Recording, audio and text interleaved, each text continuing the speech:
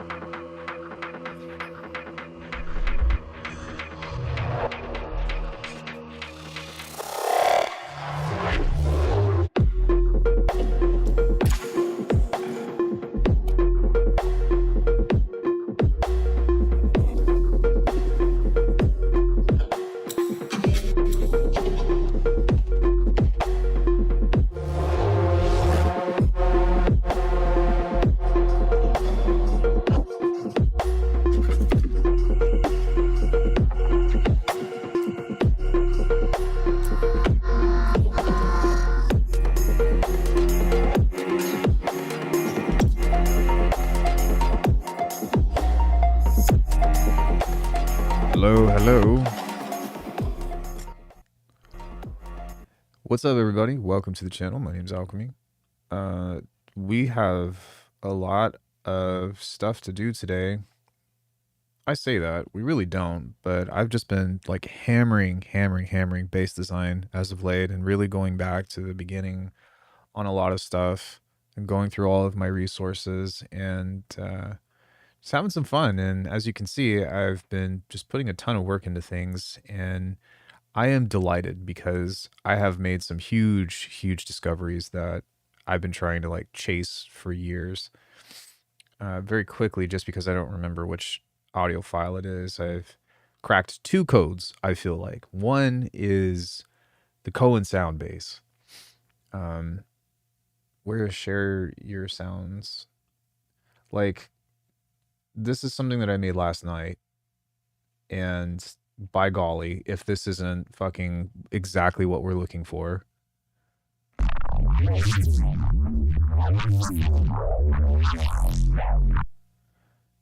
Yeah, like, come on. That's it. And then I took that a step further and started doing things with my kind of bass processing and taking a lot of the same ideas. And just getting those kinds of sounds. Yeah, fucking crazy. There's some other stuff in here that I got as well that I was really excited to share. I think it was this one.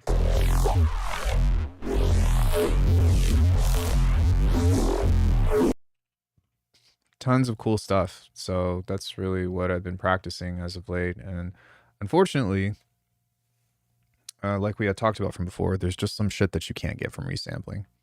But fortunately, I've figured out the means to do so and how to work it out. And I'm not in a place to be teaching it yet, but I will be just doing it. Before we get started, though, we do have a few quick play spells to get through. There's only a few, but I tried to play these at the beginning of the stream, like I was just talking about, just because you don't have to, like, everyone's going to know where to find these. Whereas if it's like sporadic throughout the day or whatever, people are most likely going to miss it. And part of the reason why I like playing these is to get you some airtime. So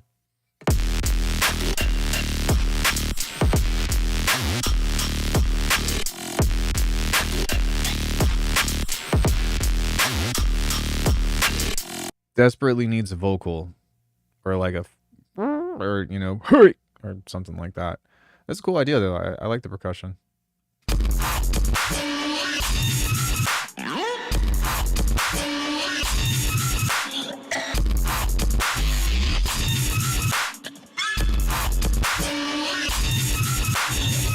Oh. Oh.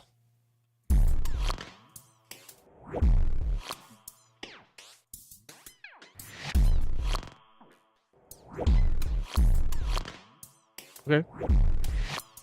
Okay. I feel it. I dig it. Yeah, that was cool. If you guys want to submit an everyday quick play spell, 15 seconds or less, one per day. It's in the Discord. You'll know where to go. It says everyday quick play spells. And hop in there and show me what you got. Just try to keep it safe for work and don't like do copyrighted material. It's already hard enough trying to sustain myself with a YouTube job in the music business where everybody is copywriting fucking splice samples that I don't even use. I can't tell you how many times I'll make a kick and then I'll get copyright flagged, which is not the same as a copyright strike, but I'll get copyright flagged for like, oh, this is from this stem something something. Just completed your Serum 2 drum course. Great stuff. Yo, thank you, man. I'm really glad that you liked it and found some use within it. I mean, the thing is within all of that, the drum principles, the drum principles are all the same. It's just here's a coat of paint that, you know what I mean, makes it look slightly different, but it's all the same shit. How do I want to do this? Yeah, we'll do this in phase plant first. So actually, we're going to do something a little bit different this time.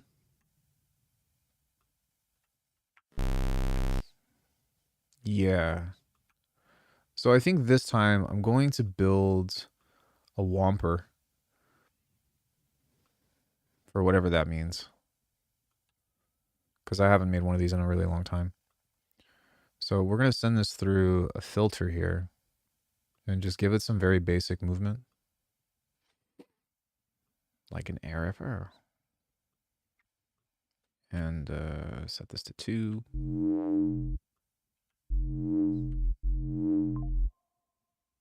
Hold on. Corey is calling me. Give me 1 second.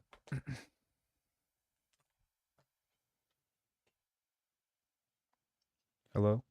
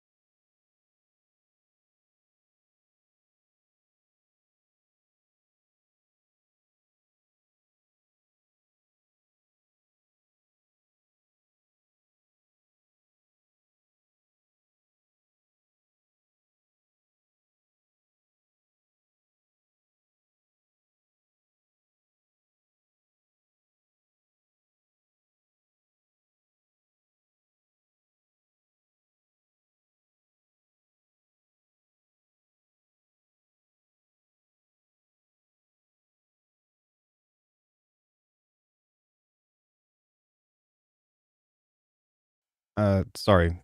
Corey forgot her lunch and she left it out and was asking if I could put it in the fridge.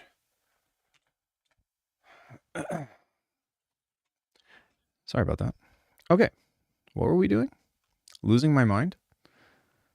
Something of the sort? Probably. Thank you for being patient.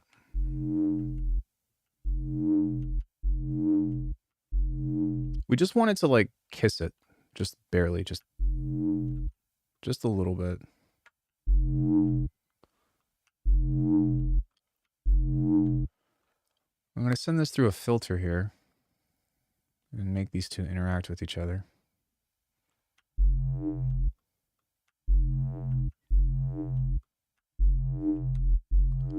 you potentially do it? No, I don't do recreations from other people.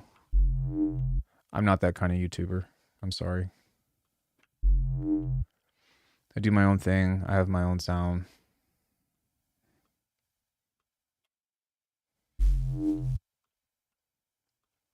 I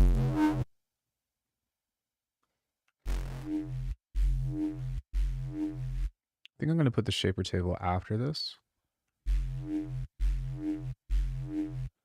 And then what we'll do is before this, we will create a slice EQ here and do all that.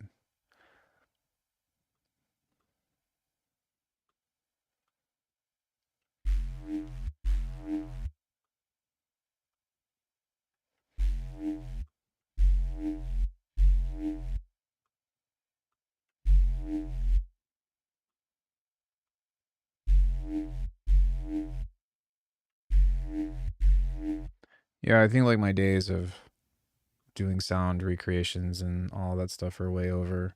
For me personally, like, I don't know if you were here at the beginning of the stream, but I opened up with the Cohen sound deal or spiel or whatever, but that's been something I've been chasing for years. It's meant for the purpose of my own music as opposed to, oh, I could recreate a sound, let me make a video about it.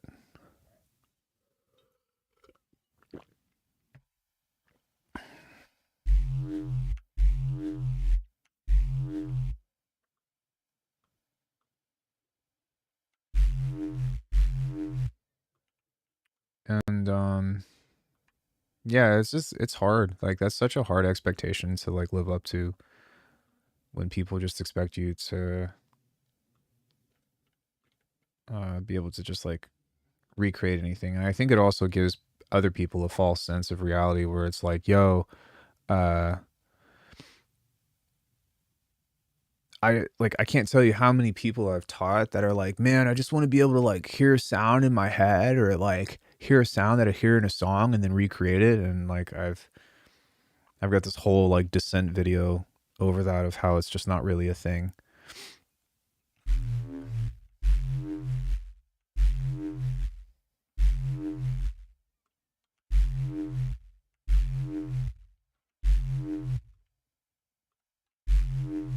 Okay, I think what I want to do is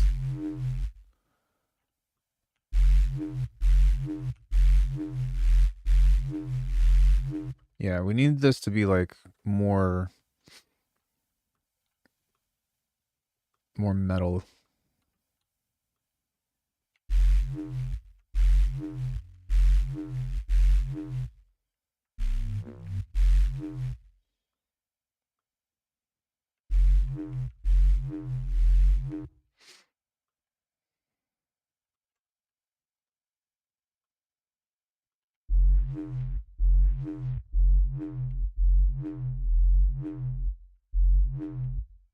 Cool.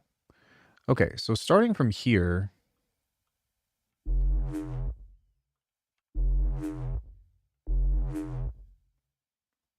why is it doing that? No. No. Okay.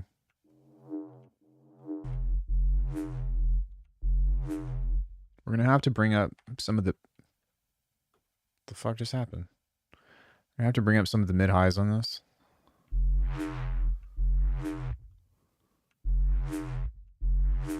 There we go. Let's go with a saturator now.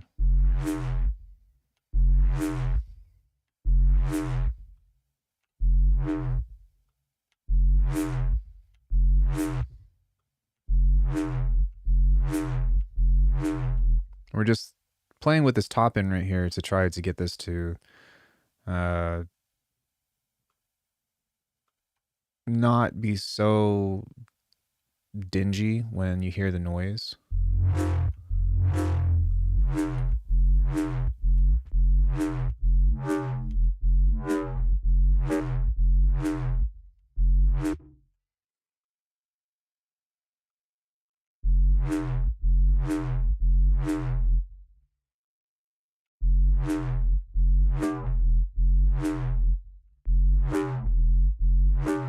Oh yeah.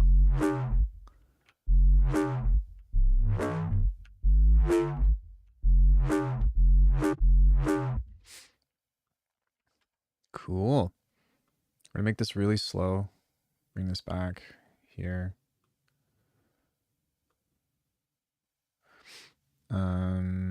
Make this kind of like this. And then I'm gonna try to find a place to put a comb filter through this. About here. Yeah.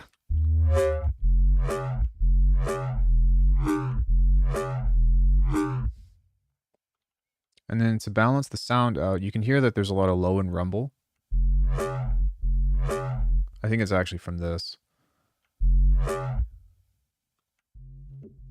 No, it is from this.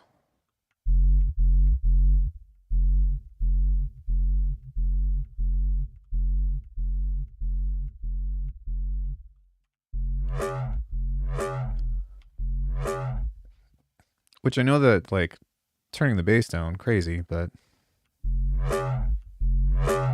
now we can turn everything back up, so.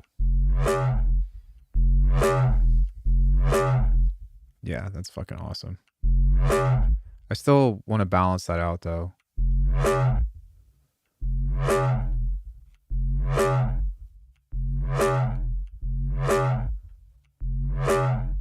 Sick. Okay. So I just want to make sure that we still have sub on this. Yeah, so there's still sub in that. And if we were to send this through a multipass to look at the levels of this. Yeah, the sub is still the loudest thing, so that's nice. All right, I'm going to actually pull off of this, and at this stage, we are going to go into a multipass, and I'm going to attempt to color this a little bit more.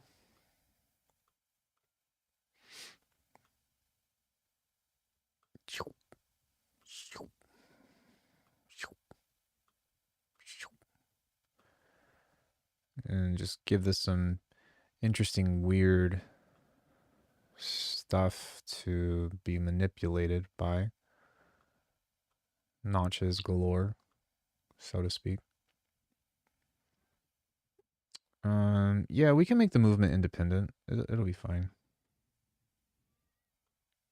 Send that through a notch. Yoink. Same thing here. We'll play around with the cutoff of this.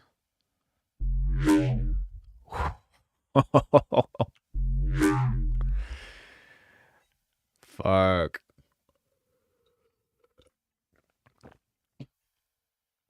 I love my job. I love my job. My body doesn't love my job, but my body didn't love my other job either. So, yeah, I want some space on this. And we'll try another audio follower on this to get this to duck and maybe have something that's a little bit longer.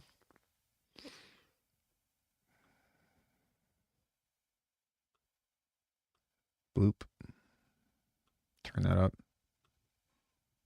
Set this to peak.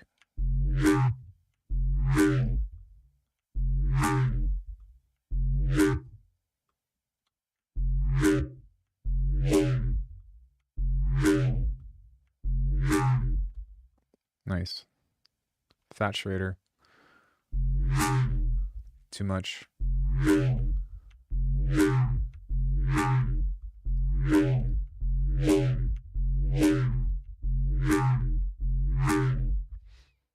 Ideally, I would like this to...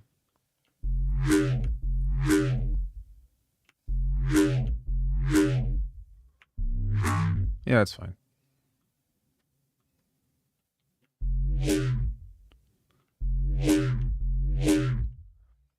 Now we'll reintroduce the comb filter because that will create a lot of interesting movement through this. Yeet. Yeah.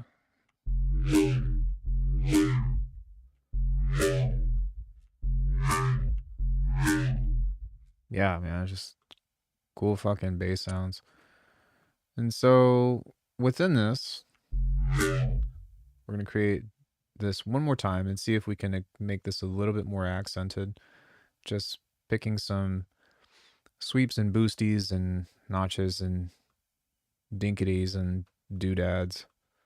It doesn't always work, but I mean, I figure since we have the power, why not? I'm going to set this to a slightly different timing.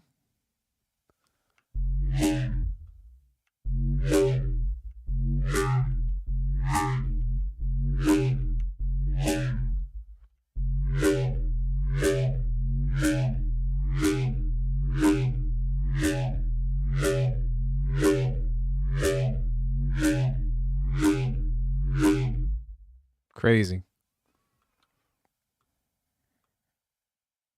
Only thing is I'm going to move this over just a little bit to balance the sub back out.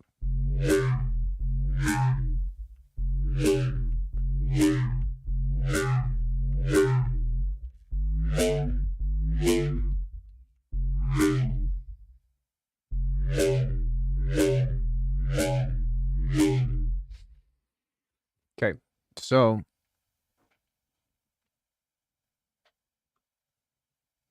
the other thing that I'm going to do is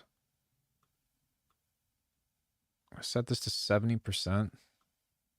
Bring this to like 30%. So that way, when the filter closes, there's also it's gonna like duck the sub out a little bit, because what ends up happening is like this resonance point pulls the sub back out anyway.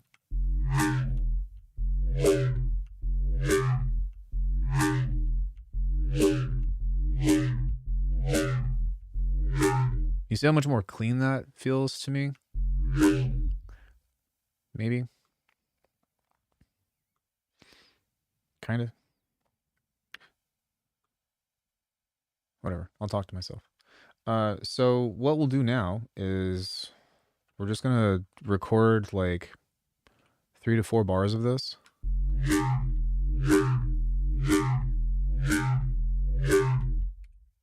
Which sounds great. I'm very happy with the way that this initially sounds. But now we're going to go into the parts where I usually stop, because usually I'll just use this. I think that it's totally applicable. I think that you can definitely throw this into a track and it's ready to go. But what I've learned, and through an insane amount of fucking trial and error, which is, I'm going to state something obvious. You can't get certain shit out of pure waveforms or waveforms that are still in oscillator mode, no matter how much of this you do. So what we can do is we can call this stage 1 and turn this off, and turn this off as well. And also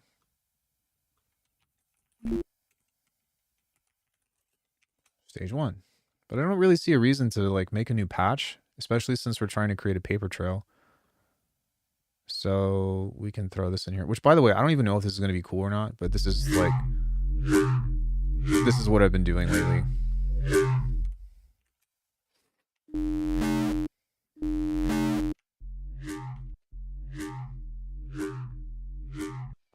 Let me just go ahead and do that. That way we're on the money.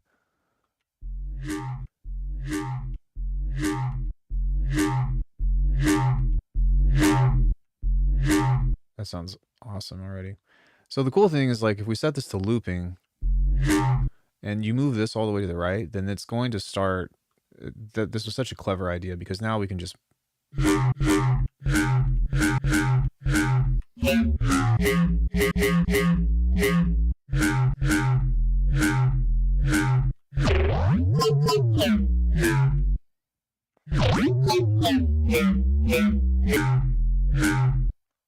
yeah.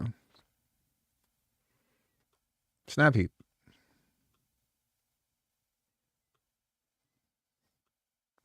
This is where the other stuff comes into play. Because now we've got a pre, which we'll do that. We have a post, which will do that.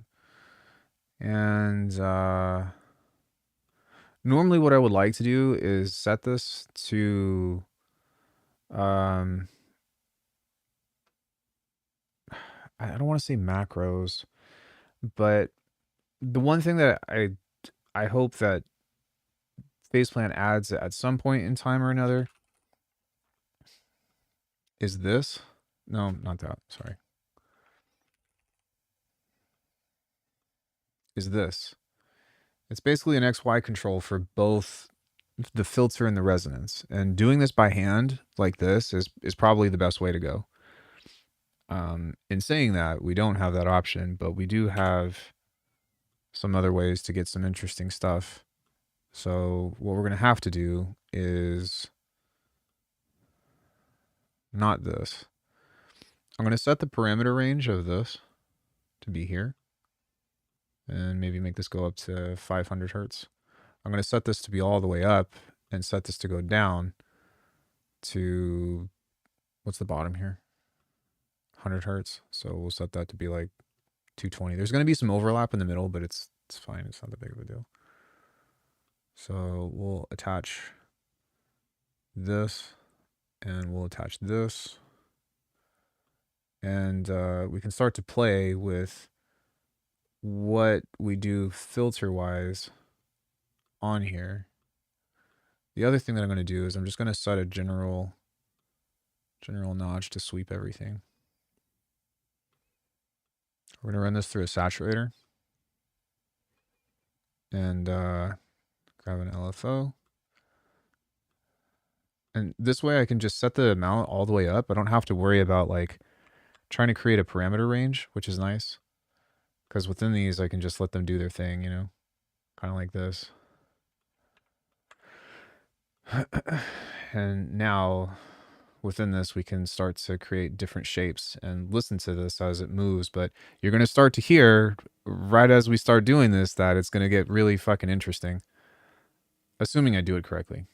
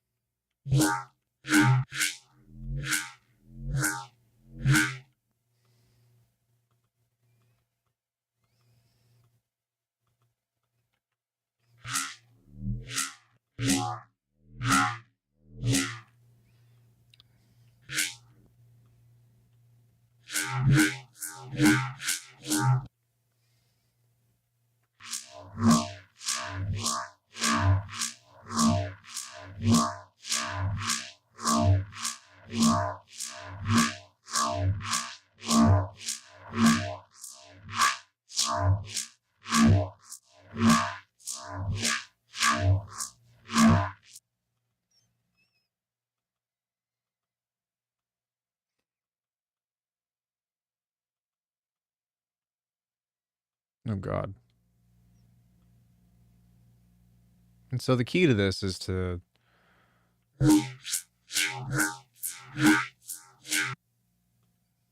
oops. There we go. I was like, this still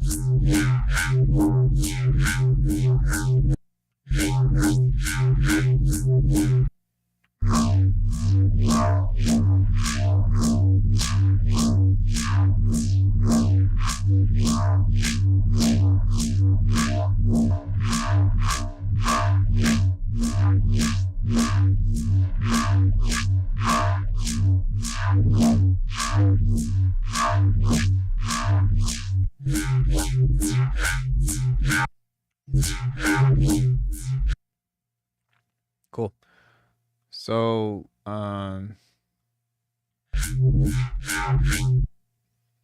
yeah, within this guy here, I would like this to float more. Sorry. I want this to float more on the top end of this because of the modulation that we created. So as opposed to just having peaks and stuff, it needs to kind of hang around the low mids a little bit more.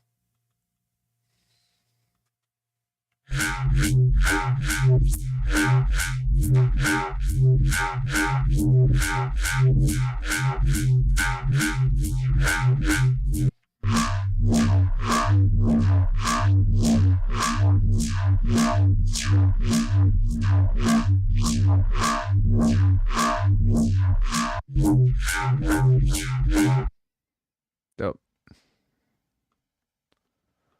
We can also do another filter over this, which I'll do later, but just to show you how this is significant.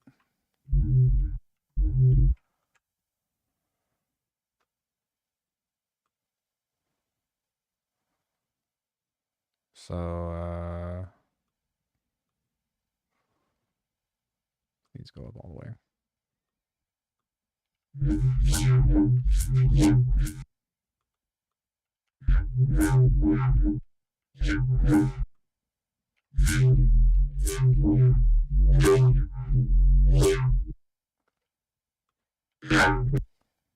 And back off of this a bit. Sorry.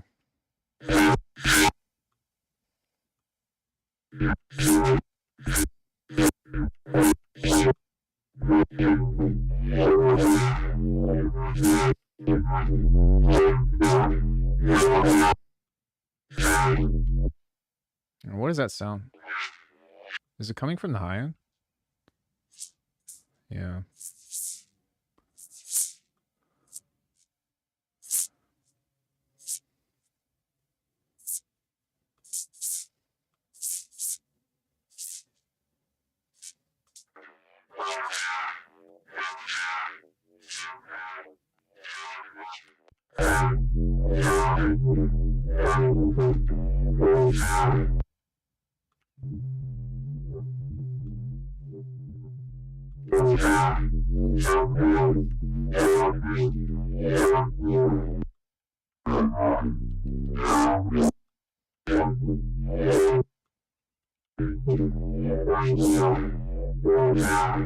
So now we can do other cool stuff with this, like maybe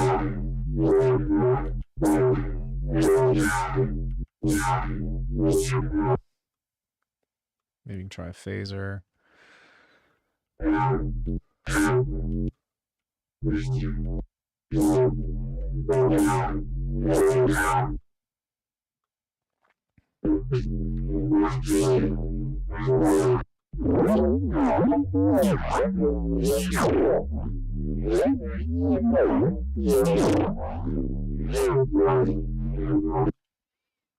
Maybe something else I'll do as well is toss another one of these up here. Just have this sweep the mid highs, kind of like that, and then do a different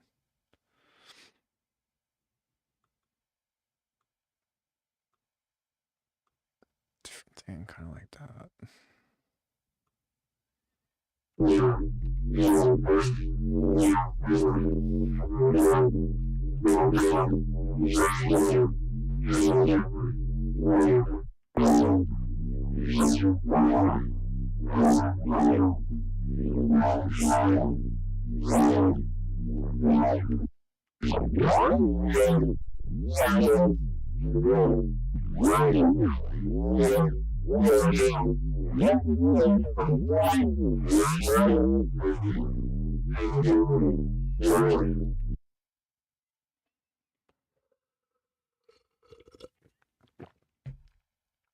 Yeah, it's cool stuff.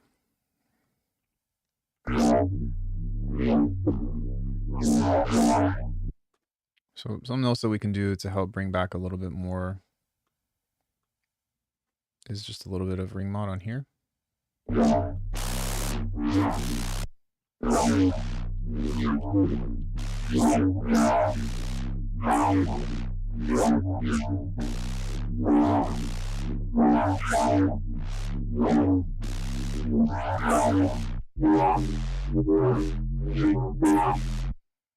And then we need a multi-pass on this. I'm not going to do much on here. I'm just probably going to add a comb filter to get this to do some more cool stuff.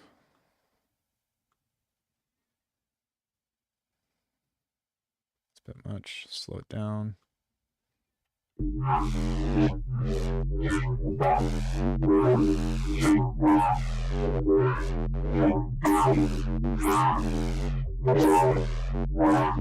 Yeah, so that's how that sounds. And if we were to turn everything on together,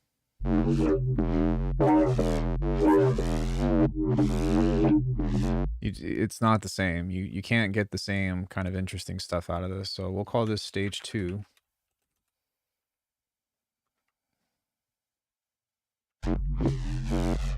Oops. Can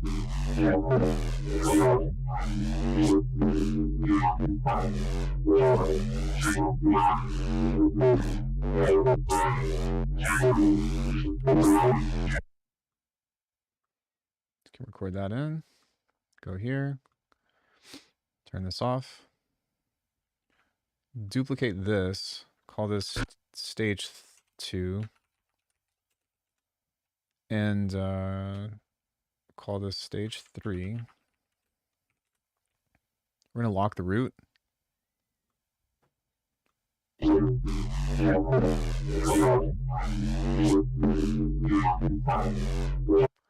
going to turn this off. Probably keep that on.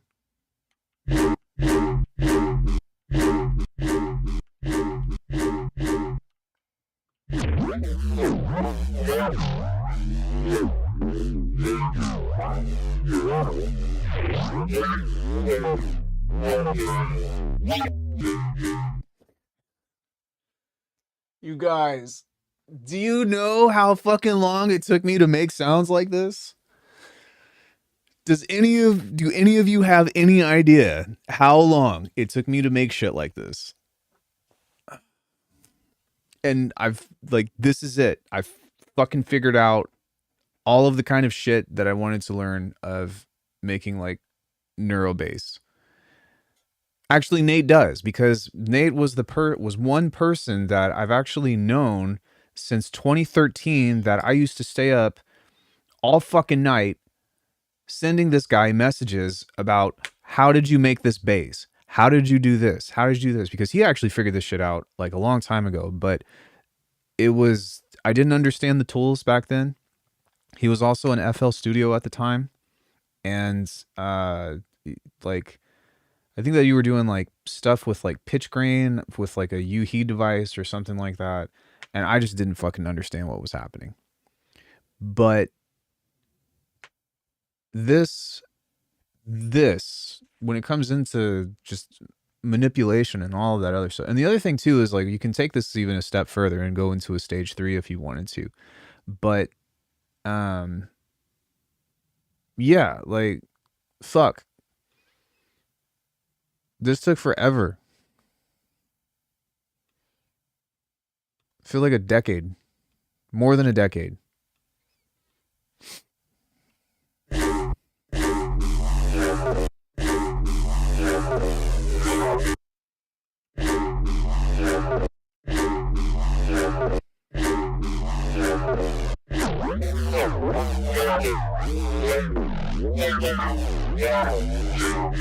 But I mean, just the kind of shit that you can get just from, and there was another thing that happened with this that made the biggest difference. And it took me like a spoiler alert. I've been watching Cohen Sound's Patreon again. But doing this, it's going to sound so stupid. Doing this, but manipulating the resonance here. Or if you're doing it the other way, like you're creating stereo separation here and you're doing this. So a combination between the two, but when you're mixing these together, as you can see, you're getting a notch. And so if you bake this in to a sample, that's the key, is baking it into a sample. And so like you're running everything through an ongoing notch all the way through, whatever, the entire time, on each stage for the most part. That's how you get the morphing and the warping sounds or whatever. You know what I mean? And so, hold on one second. If we look at another example that I've already done, which I did this morning, last night, my days are running together, I'm sorry.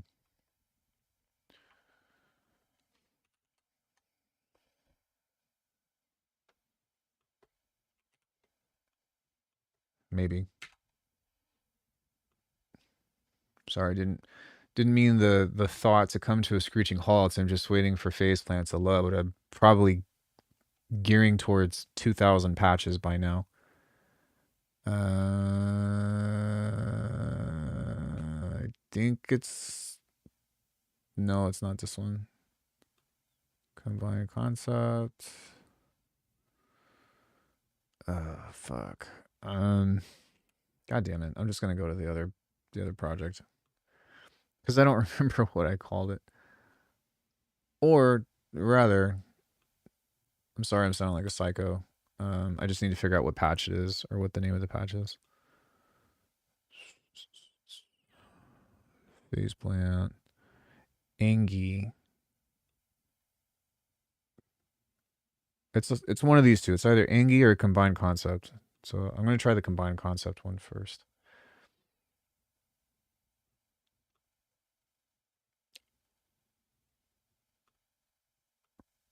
Yeah.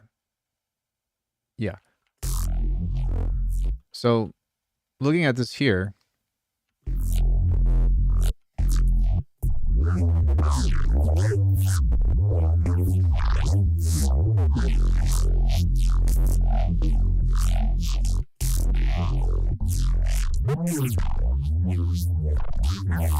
this is a little bit more of like the squishy type, but same concept applies of just making a regular kind of, you know, valley morphe filter base that I normally do, and then running it through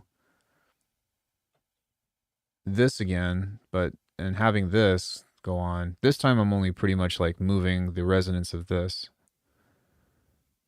Envelopes looking like Lego blocks. But running it through a notch each time, some kind of sweepies, you know? And then this one,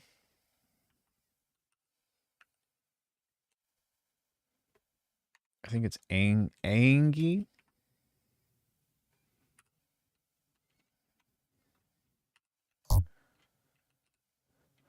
Is it this one?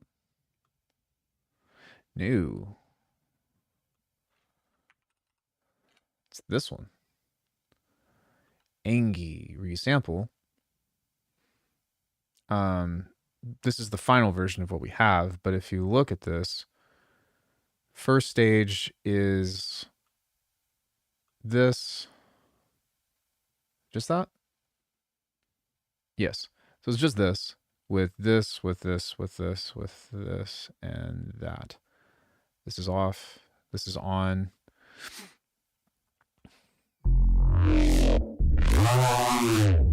It's already good enough, like I said. It's got like the pissed off dragon sound, whatever.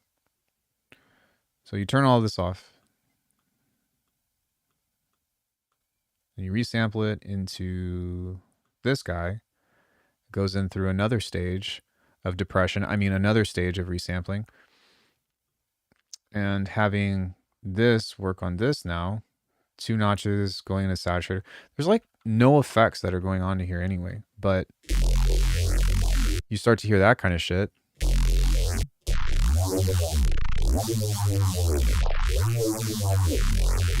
Record that out, whatever. We go to stage 3, turn this on. And what I did on this one was I actually left stage 1 and 2 on, I think.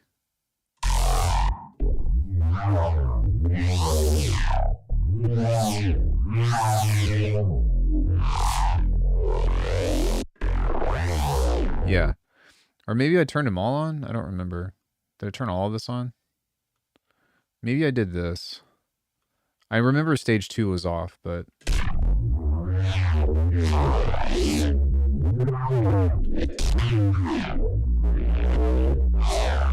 There's some nuggets in there. It's not all good, but...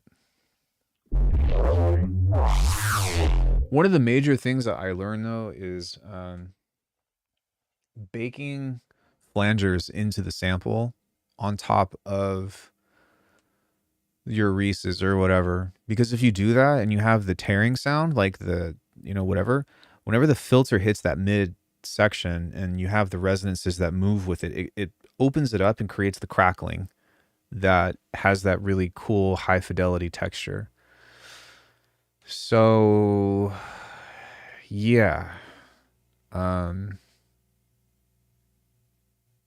never been a stranger to resampling, but I haven't ever figured out a way to make it work in the way that I've needed it to. But ideally for my business and for my own music, I've been practicing this stuff so much. One, to refine the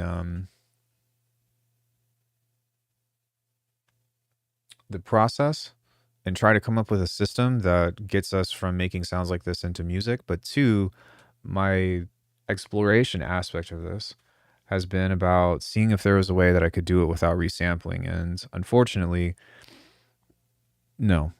You can still get cool stuff, but you can't get these sounds without resampling. Just not going to happen. That being said, for me, it begs the question of when does all this come together? When does this happen? And should we just make patches that are first and foremost functional and then do this in the project and set up an automation chain?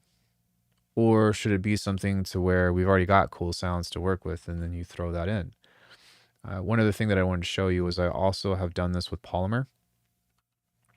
So this is stage 1. And that's how I've been labeling everything as of late, is just in stages, because it helps me figure out like what is supposed to happen at what point in time. Come on.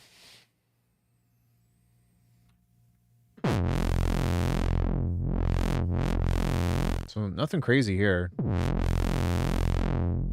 But we start running this through this guy.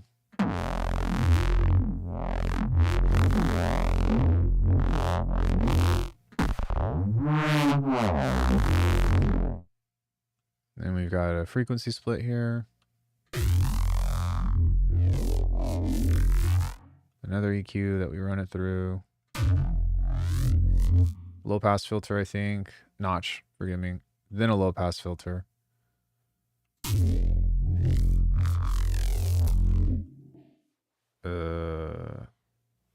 This is like a OTT kind of thing.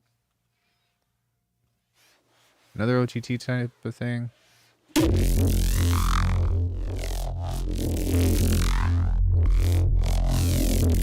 So it's just a morphing bass sound, you know? Obviously, in some cases, if you listen to it, it's broken. But that's okay. So then we have stage 2. So it's got this. We've got that classic notch thing. And this one is actually easier to do because you can just automate this as an XY control. And so what I did was I moved this over here and recorded this out.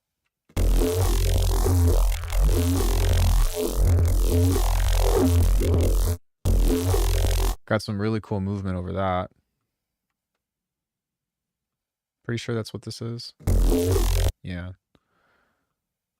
And then we go to stage 3, which we've got the samples and stuff. We can change the starting point or whatever, but another frequency split.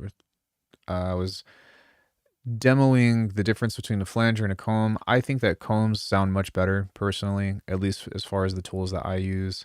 I think that's the only thing that's actually on for the frequency split, though, is just running that through the mids. We have a notch filter. High-low. Low pass. Distortion. Notch filter. Fuse compressor. And a gate, because you need a gate if you're using the filter plus stuff. But after all of that recording,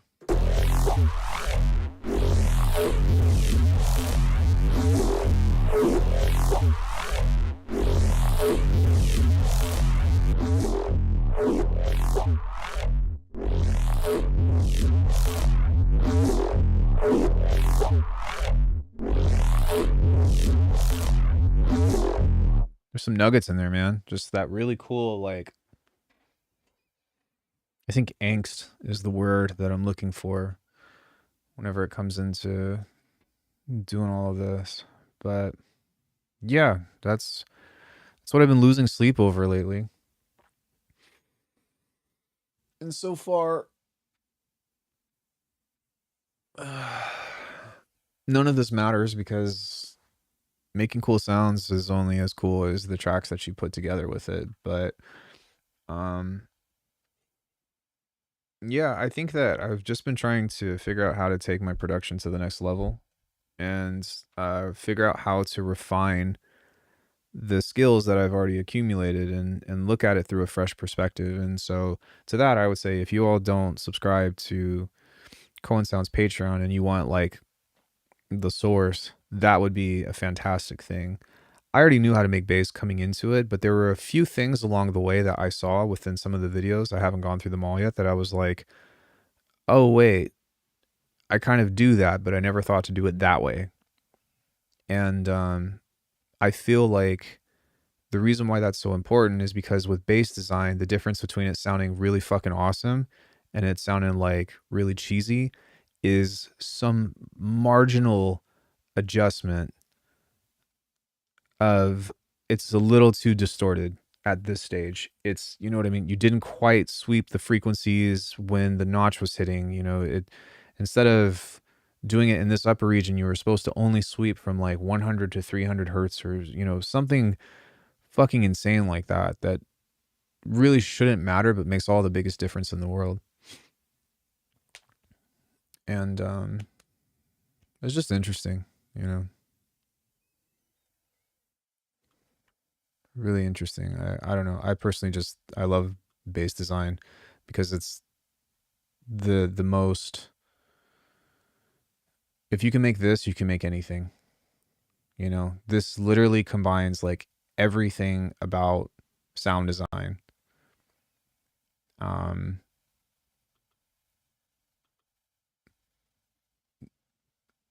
I like Ye's low end finesse. She be making that shit feel like a fleece blanket with the Virgin Mary on it.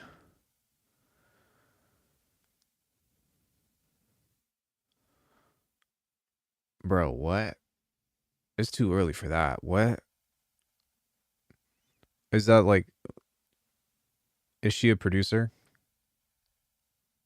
And are you talking about her bass? Is that what's going on? Okay, gotcha.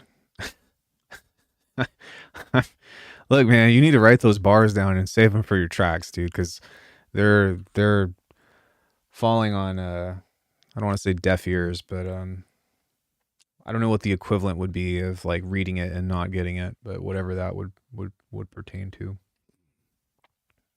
I was like, what? Tripping out, man. No, I'm not tripping out, but yeah, so um the question now is like, you know when you go to the Spanish dollar store and they got them blankets in the clear suitcases? Yeah, I have a handmade poncho that I got at a festival from this lady. She was really nice. It was probably cheap enough that you could put it in the dollar store, and I overpaid for it, but I don't care. It was cool. It was an experience.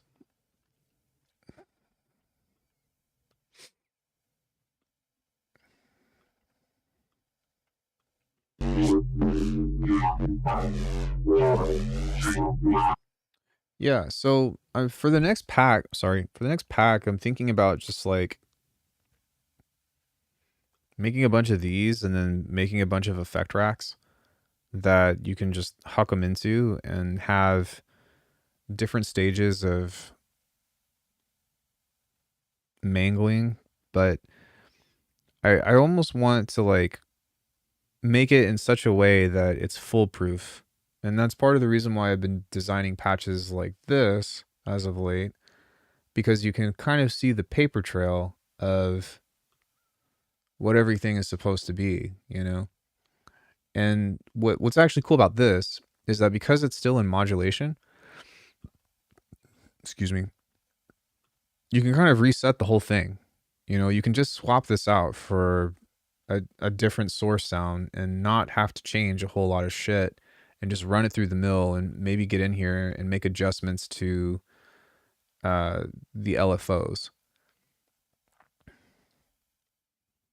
But the problem with this, and I think this is where like my over ambition is coming into play, is that I still wanted to create like a performance type of preset that expresses itself like an instrument. And so my next train of thought is like, all right, well, should I do it like halfway and not have the whole thing cooked? And maybe have it in a sense that, you know, you have a starter kit or whatever, and then you have a rack that you can automate parameters to by hand, and also change the sample and start position in the looping, because that's actually a huge part of this sound. So for this in particular, like actually, yeah, we can use this as an example, but let's say we were going to do a stage 4, right?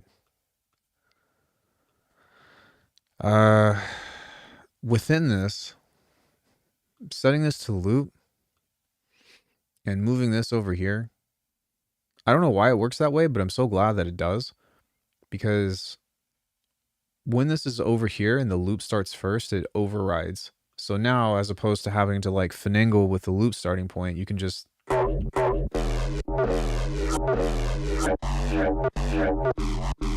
but it's awesome, because if you have this and you change this to the start position, and let's say you move it up almost all the way,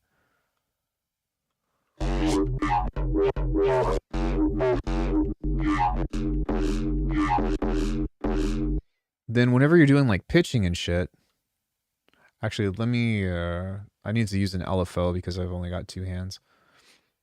unfortunately. Set this to bipolar. And just do something like this.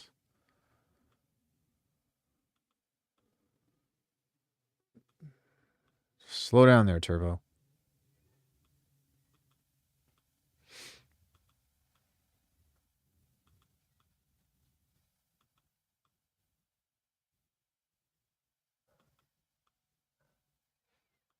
Maybe we set this to like 24. Okay, so like let's just pretend that you've got like, you know, pitching and shit. I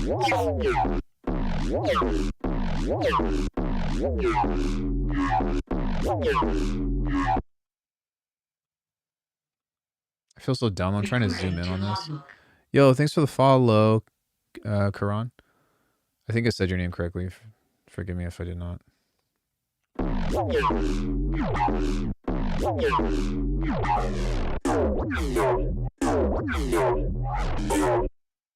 So like if we did like ping pong maybe and made the length shorter.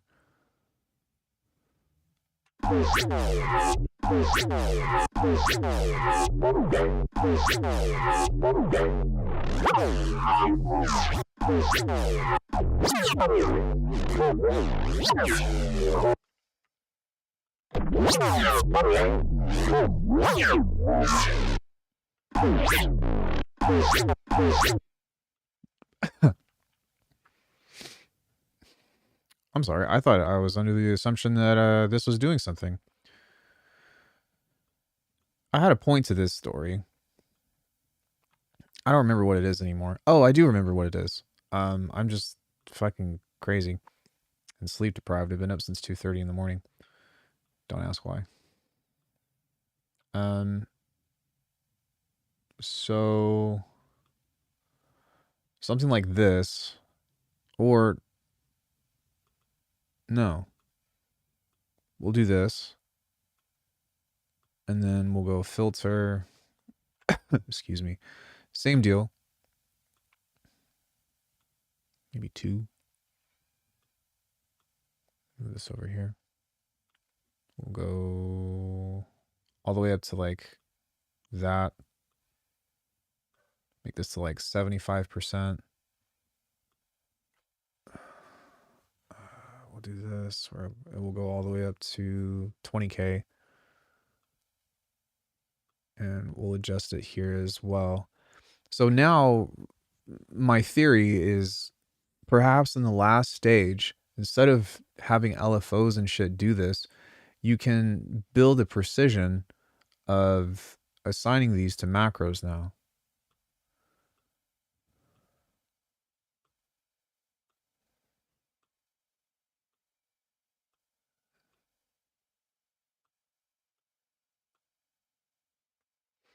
Right? Maybe you can even have one more as an overall filter or something if you need it.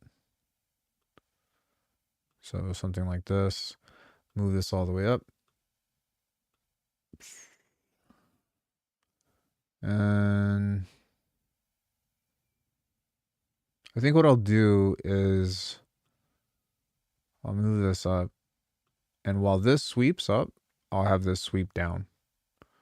So that way we've got this. And this is important for me personally, because I do think that being able to automate the mids and the highs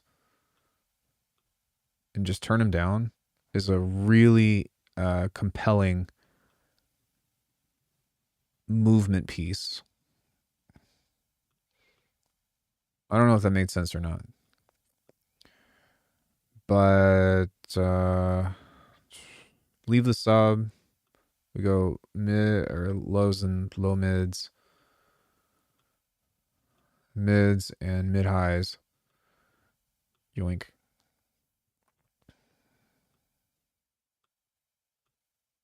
This is improperly named, but just bear with me. But now we've got all of the different filter and resonances and stuff that you could utilize. Did I attach this to the fuck? It was supposed to be this guy. Opposite. Sorry. Yoink.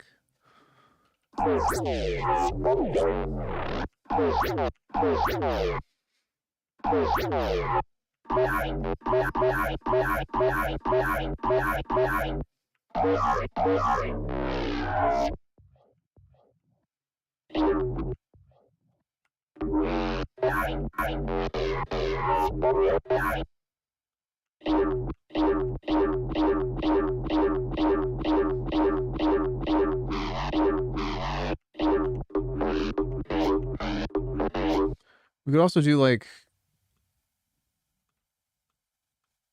this, make it really fast.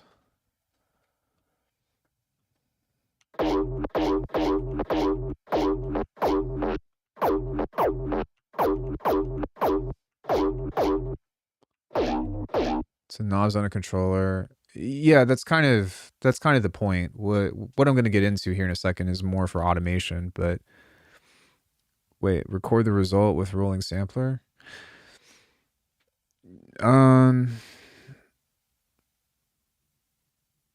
What I mean by performance is not doing that. Like, you absolutely could, but right now I'm doing a bit of a hybrid because I'm letting the LFOs like do the movement for me, because it would be too annoying to try to record automation since you only have technically 9 macros, right?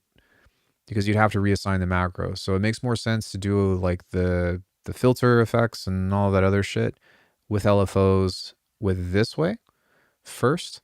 But when you get to the end, then you assign everything to those macros and you use it to not necessarily resample anymore, but to like perform it, so to speak. And so I've been building stuff like this for the past week.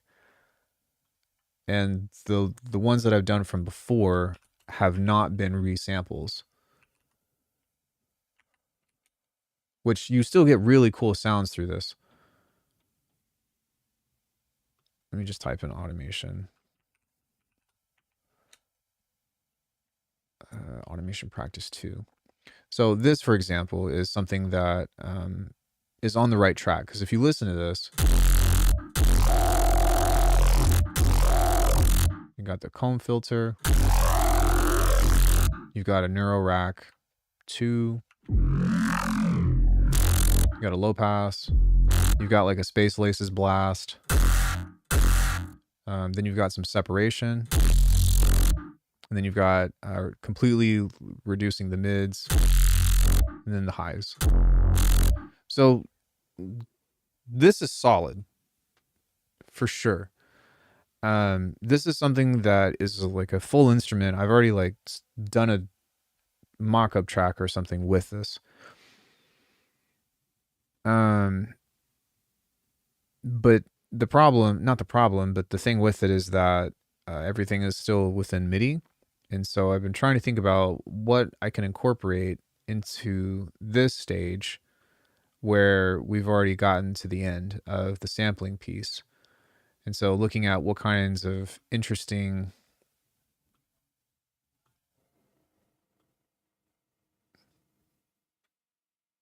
sorry, I was just making sure that I didn't delete this. Yeah, coming up with interesting parameters that you can automate that don't completely break the bass. Or like sorry, what I meant to say was the functionality of it.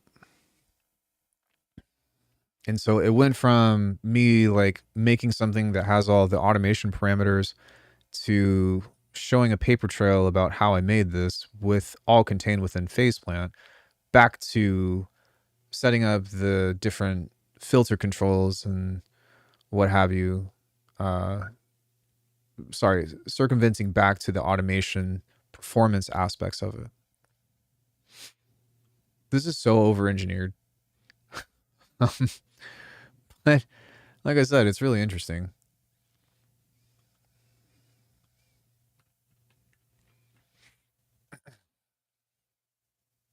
Yeah, take what you can, because while I'm in this learning phase, you know, I'm sharing everything, but I'm not going to be making videos about this anytime soon.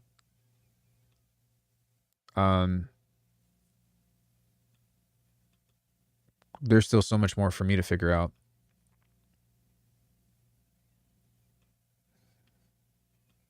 But what we can do now is we can start to play with different stuff, and this would be the stage that you can assign everything to a MIDI controller and do your macros or whatever. But for me personally, I would probably just prefer to can I extend this? Hello? Prefer to just do it like this. Or, you know what I could do? I forgot. Is you can go Bitwig and latch a thing on here because I have a Bitwig Connect. Although I want the resolution of this to be like, I have to make really big gestures to do that, but whatever. Oh. That didn't work. That's why that didn't work.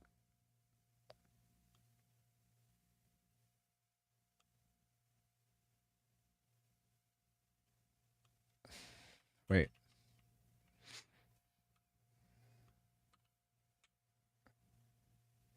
I think you hold the Bitwig button. Oh, you just have to push it. Okay, so now if I hit K, H, K. There we go. Okay, yeah. Got it. All right.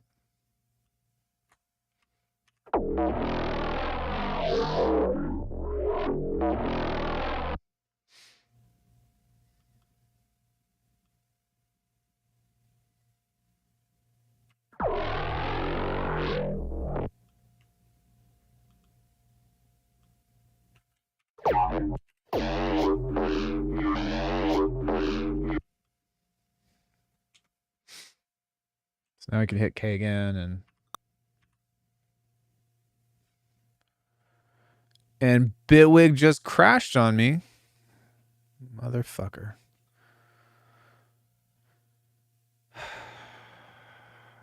Okay.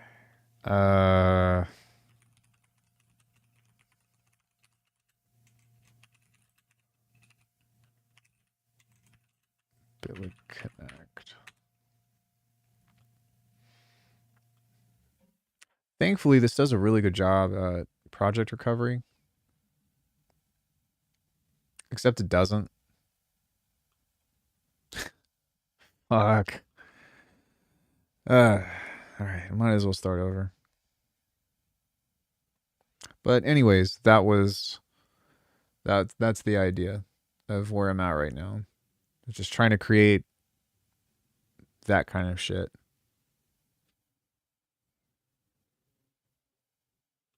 And come up with a bunch of different timbres and whatnot to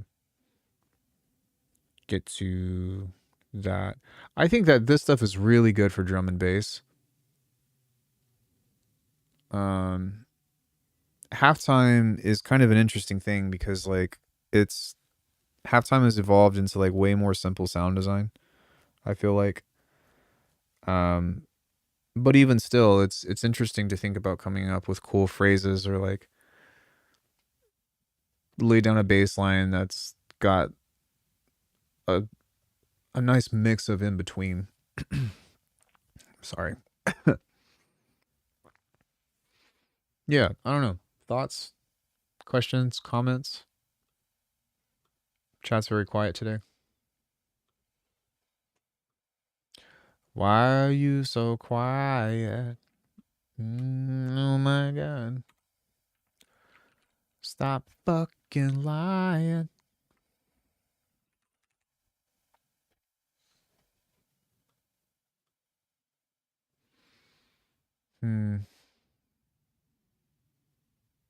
Maybe we could do something with the wavetable as well. That might be interesting.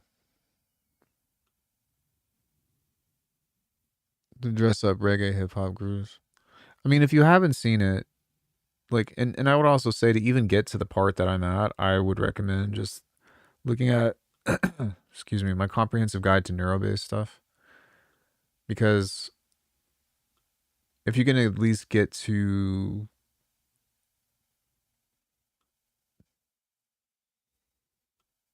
Sorry, hold on. This is still with an oscillator, but if you can get to this stage in your production,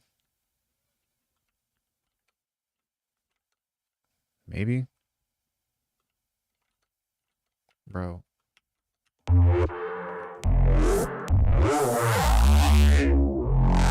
And you understand stuff like this. And this actually isn't that crazy. This stage, then all the stuff that I'm doing now is going to make so much more sense. But if you're trying to like speed run to the end goal of what I'm doing, like it's so imperative to go back to studying bass filtering 101. But like it's not just, oh, you 2 notches in a bandpass or whatever. It's like no. No, there is a migraine triple double headache worth of nuance that requires you to like just get the right lineup for it to sound convincing in the way that you're looking for. I don't know. Some people just figure that shit out. I was not one of them. I literally had to fucking sit in my bedroom and lose sleep and all that other shit like I am now. Staying up wondering how the fuck does this work. Paying people for lessons is also a really good thing to do. Although, let me see. Copycat taught me a lot about bass design. Frequent taught me a lot about bass design. Cage taught me mostly about drums. By the time I got to Chi, we were just like sharing ideas when it comes into bass shit. I'm trying to think if anybody else showed me anything regarding bass.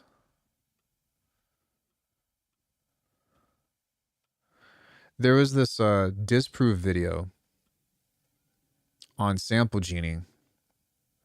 That was a big one because that sound that I just played for you, I was trying to recreate that because it's from what's the tune? Delirium from Imanu and Disprove with like the roaring.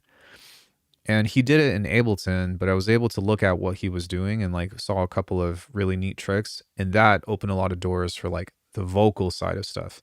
Actually, Zane taught me some really, the bandpass square shit that I just showed you, Zane taught me how to do that. Although I've never done lessons with Zane, he's just a nice guy.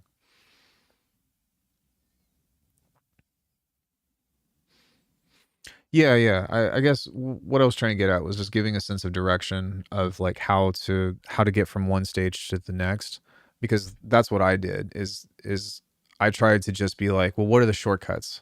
And not in a sense that I wasn't willing to do it, but in the sense that the information was overwhelming, if that makes sense. Because that was all I could like really latch onto. Like, because if you have like a 30 fucking step thing and anything can go wrong, what I should have done was I should have just been like, okay, let's get to stage 4. You know, let's just get to stage 4. Can I do that? No. Okay, well, go back and just like, let's build that. And also like if you can only get to stage 4, you should still be making music with whatever you can get to. Because when you get caught in the process and you stop actually trying to apply shit, that was the other big trap that I ran into was I was making all these sounds and shit, but I was like, I can't fucking use them. I don't know what to do. I can't come up with I put all my skill points into making sound design, and then that's like what all these YouTubers get into because they spend their lives trying to, remake a noisy sound or whatever, but they don't actually fucking make tunes. Or if they do, they get a sample off of Splice and then try to throw their bass over it that they just made, thinking that it's going to have a relationship, and it's like very noticeable. Not trying to call anybody out, but just something. Ow, no, Jersey, you can't be on me right now, sweetie. I need you to get down because I have to use the restroom. You're very sweet though. Yeah. So let's go ahead and modulate this with just a LFO. You get a lot of good theory pointers on Polarity's channel. Yeah, polarity is great. He's got a very different uh oops. He's got a very different kind of information. But I mean, I learn stuff from him all the time.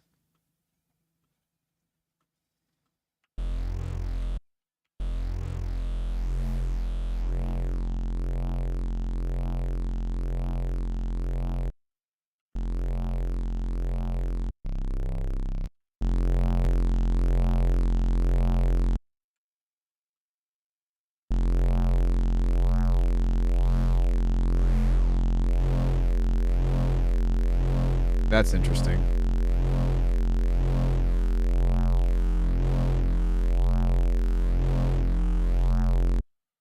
Okay, so if we kind of go back through and apply the same process.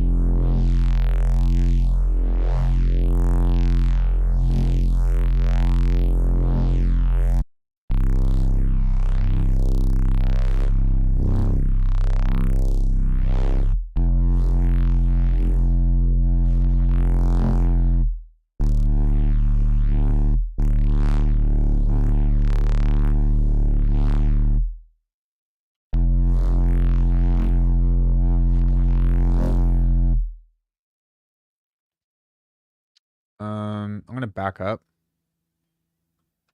just a quick second.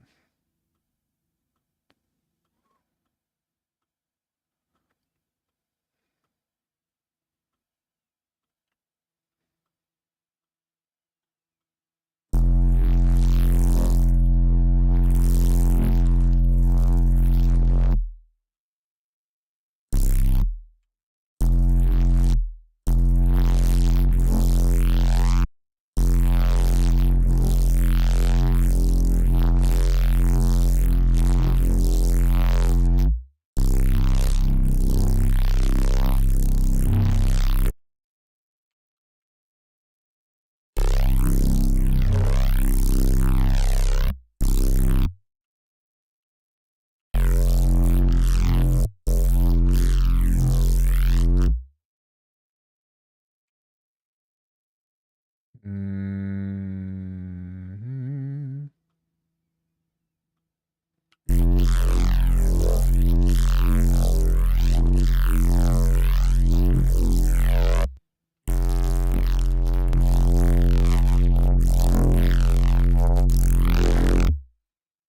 Mm.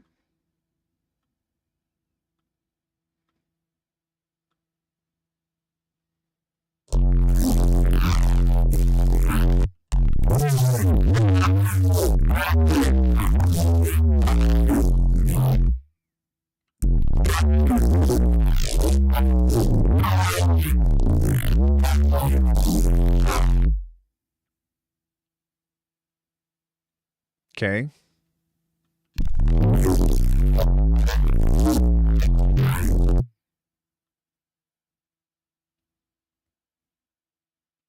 Okay.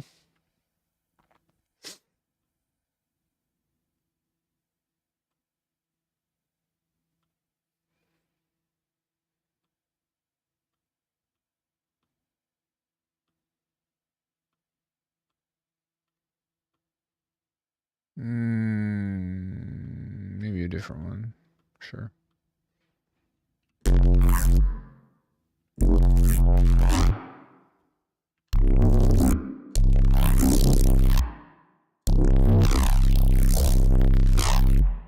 See, like, this has, like, a bunch of movement in it that already sounds really nice to me. So I think that this is a great starter. Except maybe,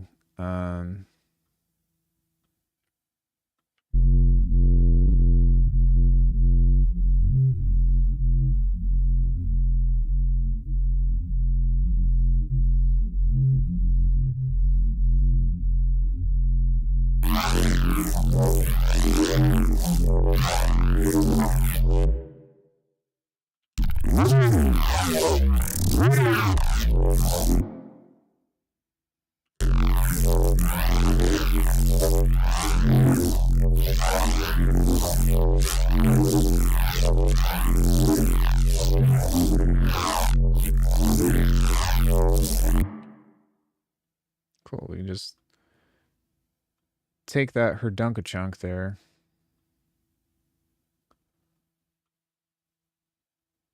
And grab that.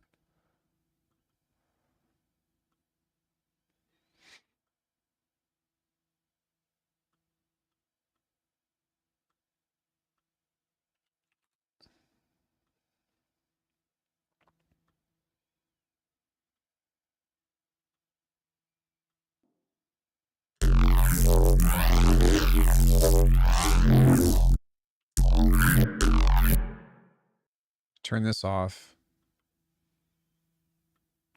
Go into the next stage of this.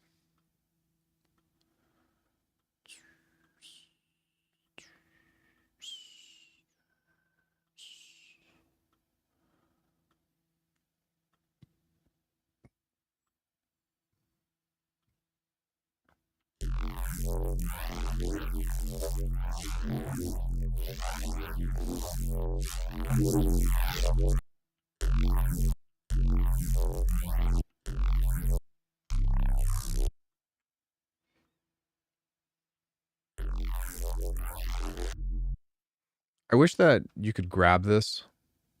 I don't think that extra records, whatever, or kilohertz, whatever, do that, but it would be nice. Or even a like an XY pad or something, that would be dope too. But yeah, again, I don't see that happening.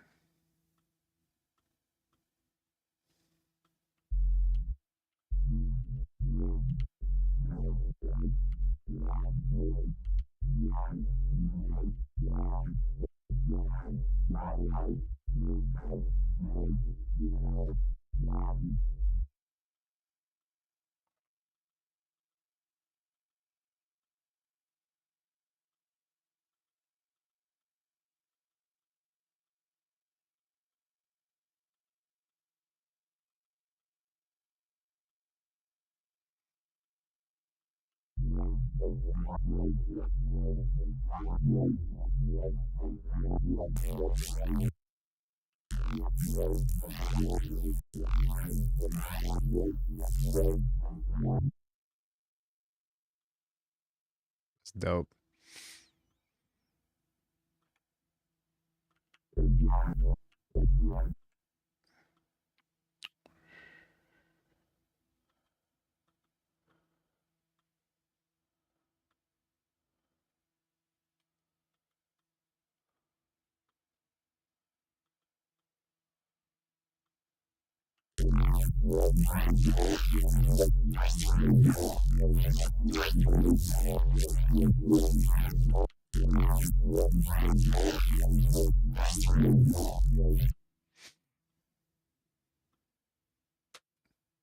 I think even like recording automation would be really cool. Or like recording a pattern. That'd be pretty awesome as well.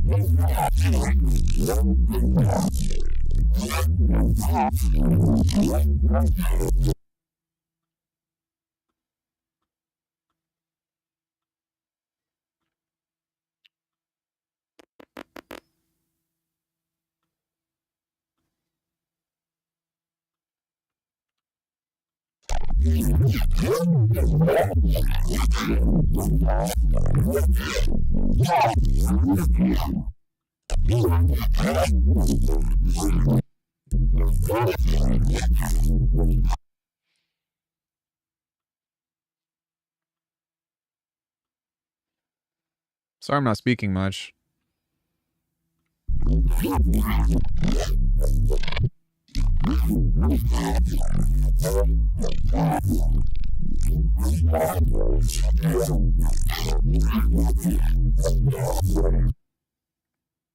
That's really fucking cool, though. Yeah. Like, yeah.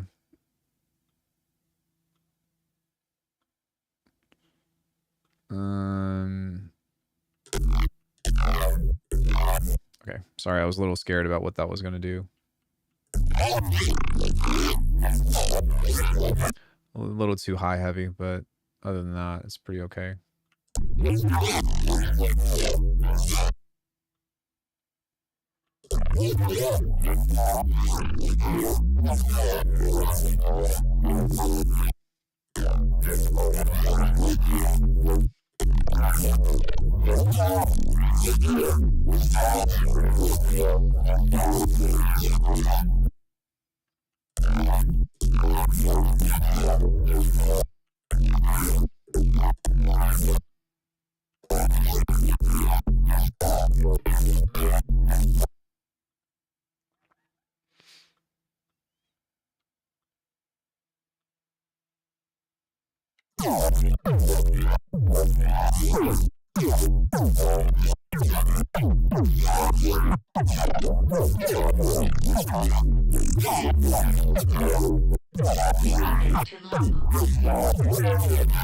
Hey, thanks, Faltu? Yeah.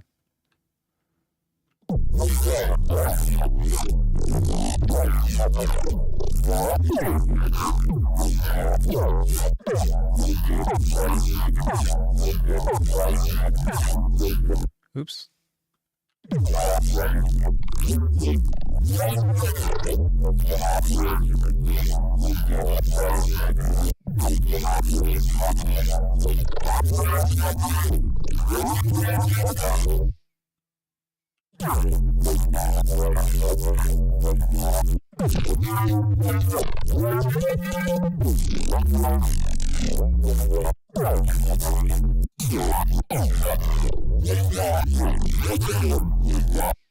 Yeah, that's fucking cool.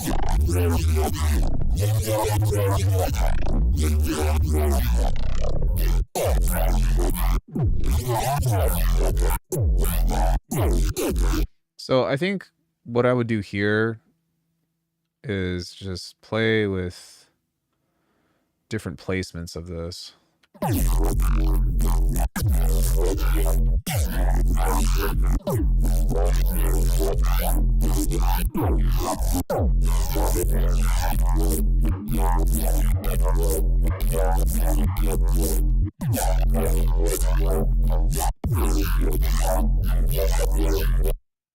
now that we have that, we can take all of these, I think is what I wanted to do. And now we can move this back in as well. Can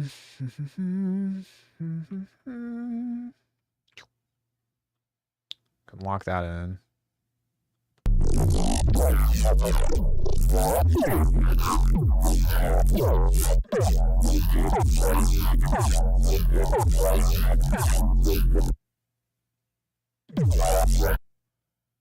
And I suppose we could just start from here.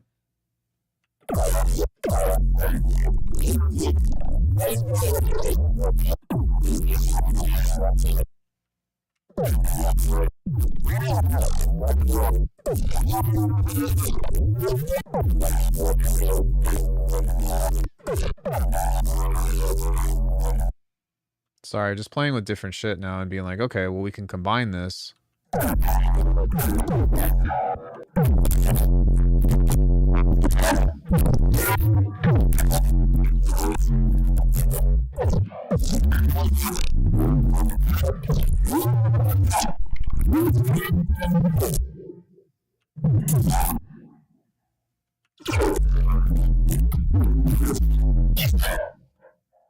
It's pretty fucking crazy. Oh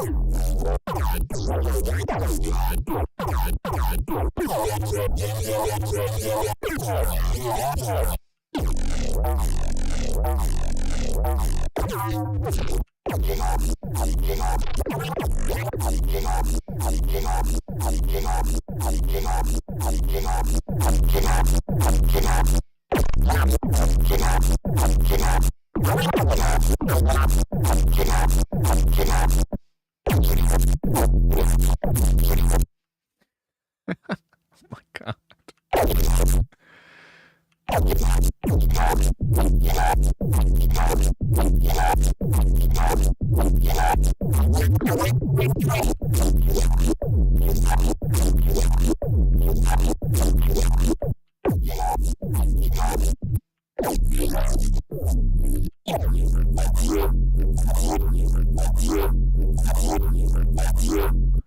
Fuck.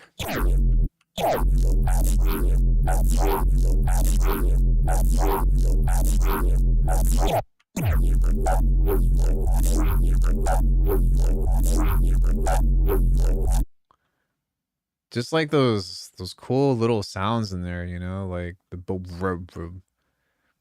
you could chop this stream up into a sample pack. I probably could. People don't really buy sample packs anymore though, so I don't. But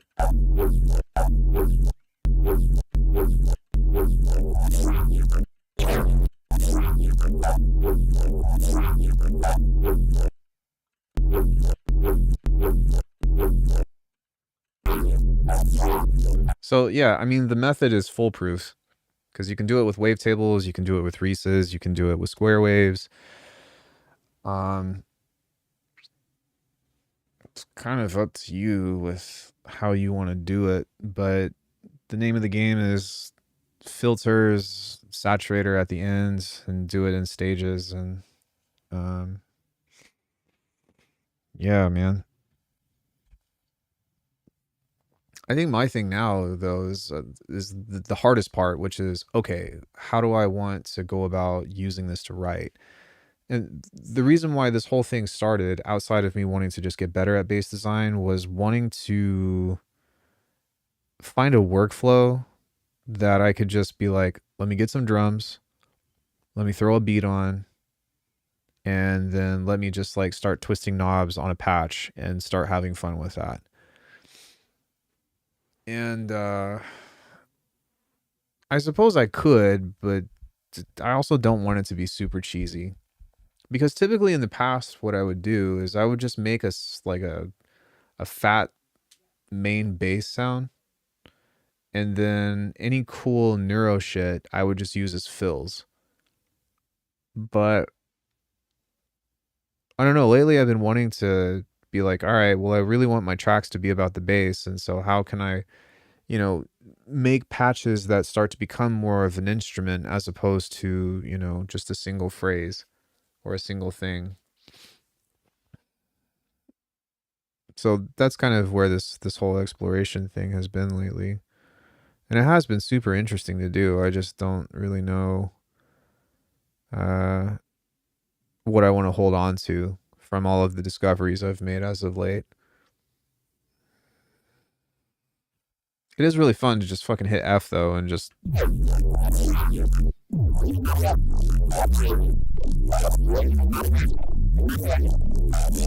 You know what I mean? That's pretty fun.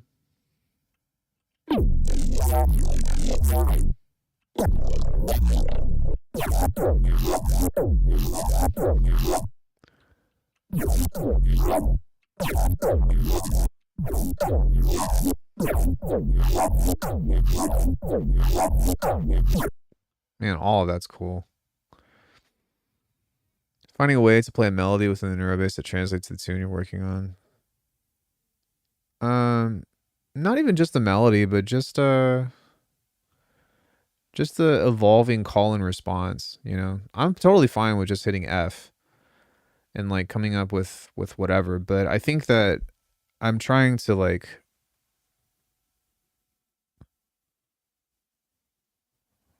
oh, what is that?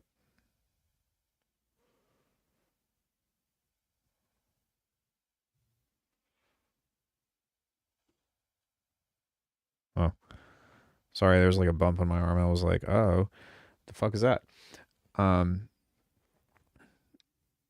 Yeah, trying to front load the morph work so that way I don't have to like I can minimize what other kind of stuff I need to do in order to like make the bass line come alive, if that makes sense. And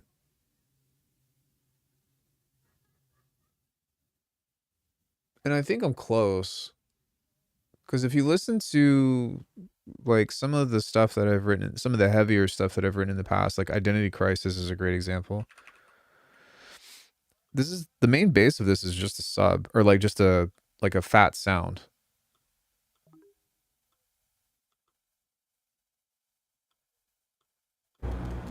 So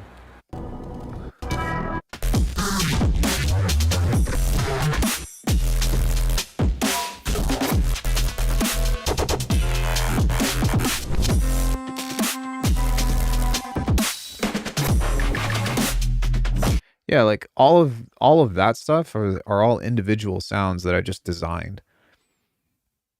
But the main thing was just like a fat bass sound, you know, that kind of carried the weight. And then in Your Virulence, what I did was I again I had like a fat sounding bass that was like had minimal movement, and instead did the sampler thing where I just automated a sampler. But even still,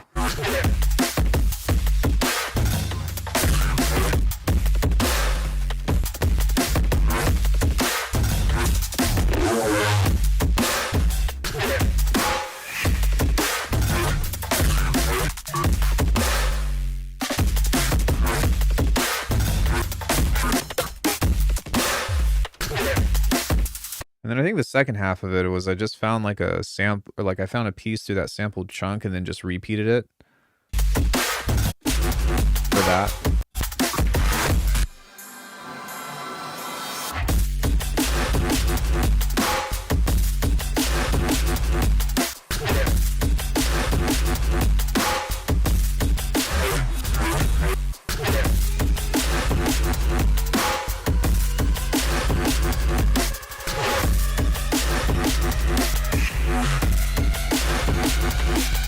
So yeah, I'm really just like strategizing with at what points do I want to do what. You know, thankfully with stuff like this, we can just set LFOs and randoms if you wanted to. I actually almost never use randoms anymore. It's actually, I almost always just use primarily this or a sine wave for an LFO when designing stuff like this, which is really ironically all you need. But yeah, when it comes into like the implementation of production stage, that's kind of the conundrum that I'm trying to work into my workflow, you know? Is it more efficient to just make a fat sound and then use this stuff as fills? Is there a way that we can like change it into an instrument? And obviously, like, I've accepted that we have to do the resampling process in order to get to sounds like this. But it's not that big of a deal, I suppose. It can take me 30 minutes to design a bass like this. And then whatever. Maybe we can try to do this in Serum, because I know that a bunch of you have that. That could be fun. We will do the 16 voice one version.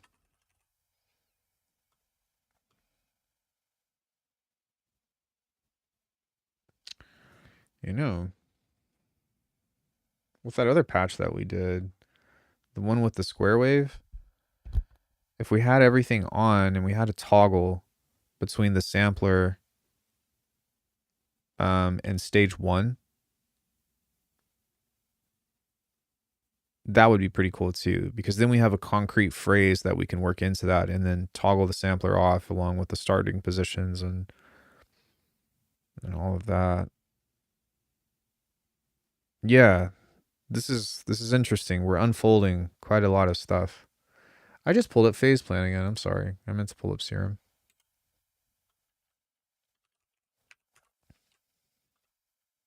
So Serum is cool because you can just like do your recording or whatever and then just like bounce it out right into the next thing. Ouch. Fuck.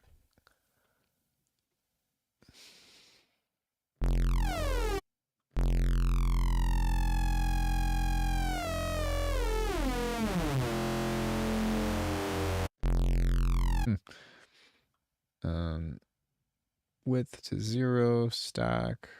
Okay.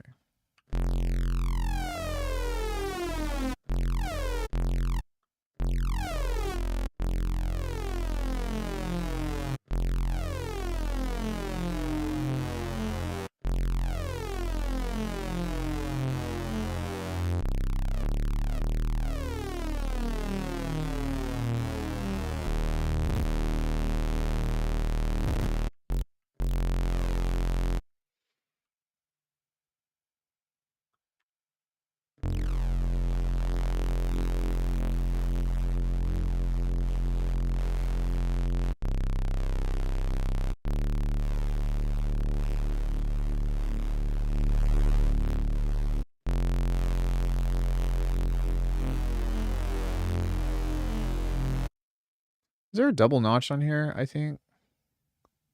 A notch? Yeah. So that's nice. Because we can just do this. Be like, this does this.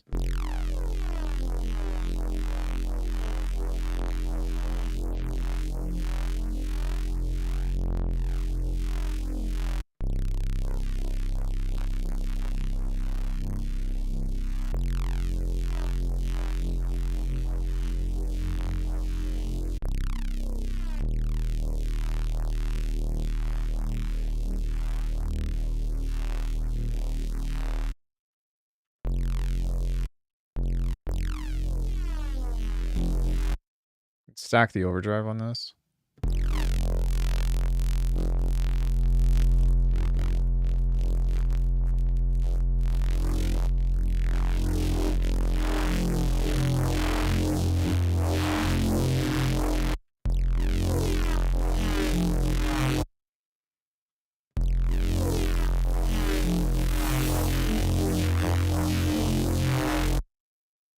I would do another one where we just have like a peak.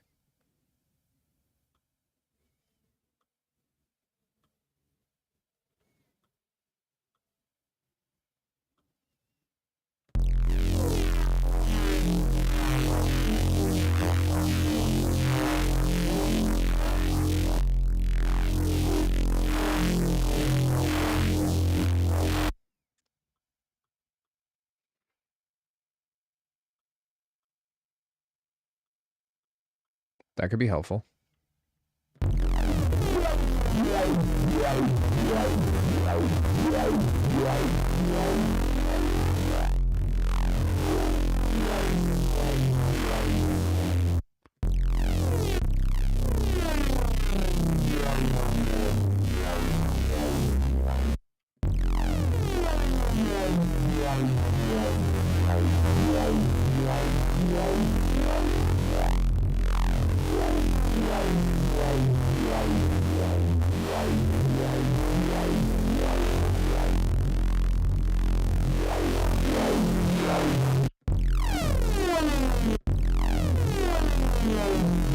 Okay, so now that we have that, we can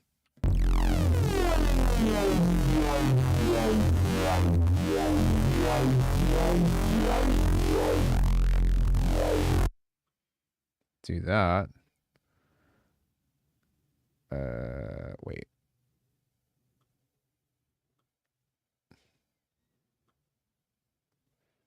Drop that in.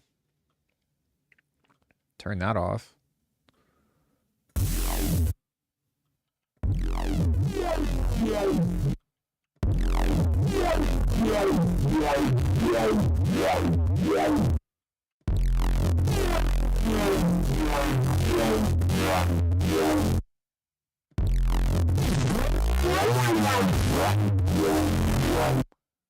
We need to go back to the effects here and back off of the distortion.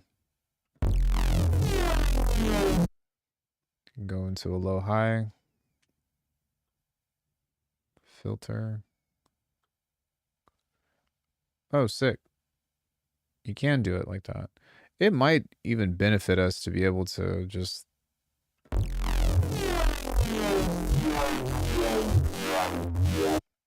record the automation like that, to be honest. But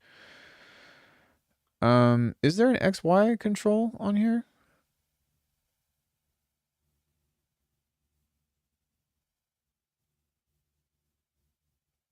I don't think so. I never thought I would want an XY control, but now I'm like, fuck, I wish that this thing existed. So, no biggie. No big deal.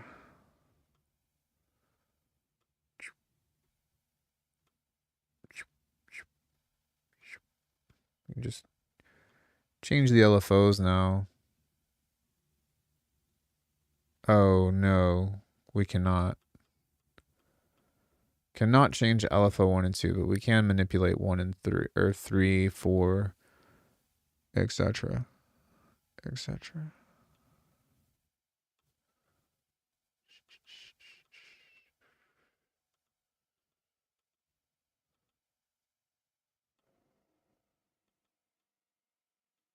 Just create a sequence out of this.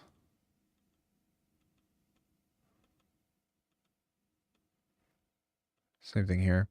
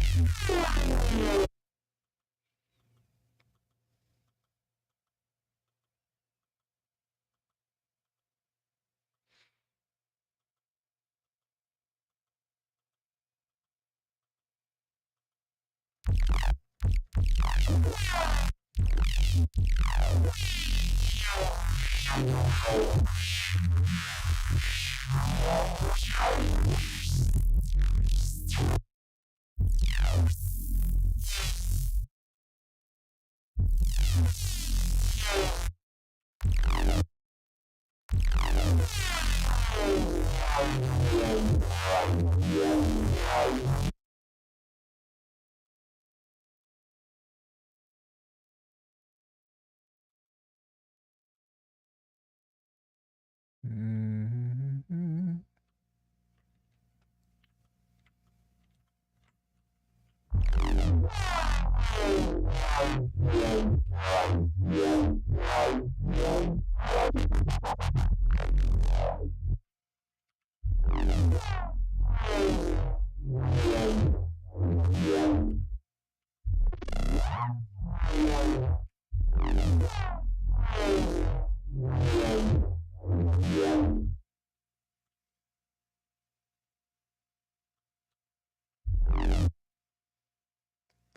Gotta run. Appreciate the stream. Yeah, thanks for coming in.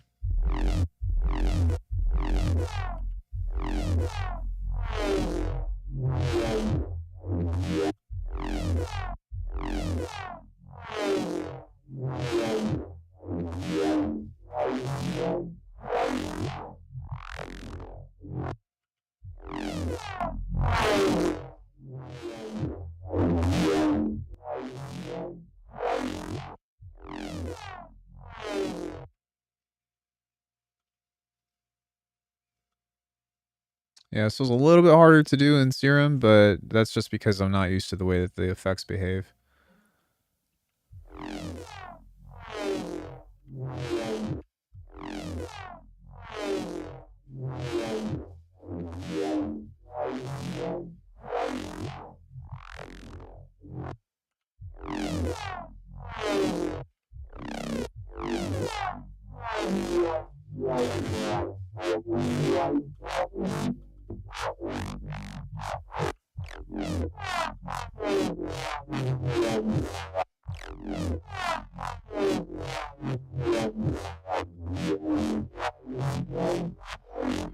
Dude.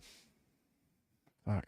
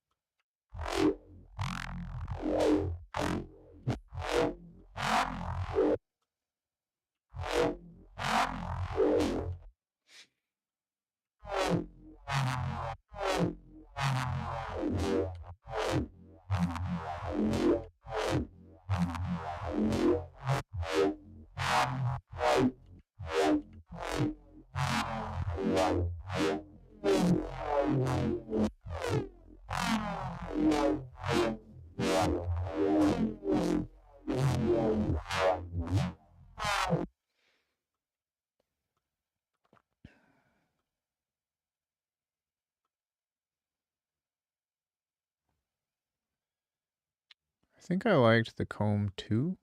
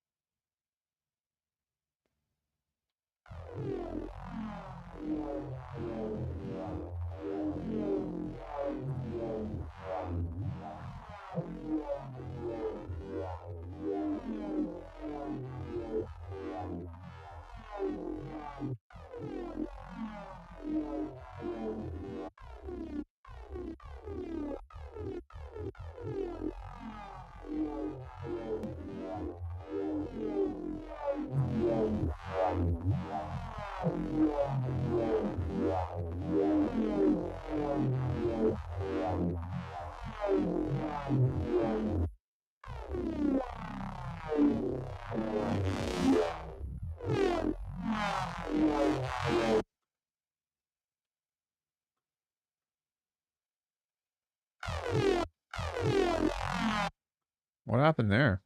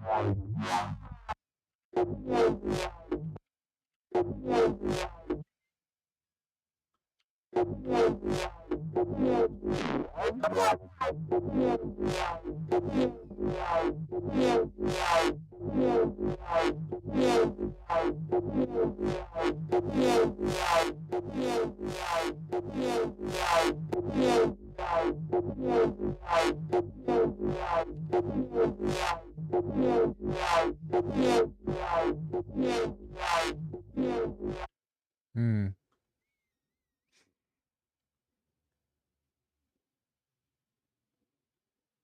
Is there a shelf?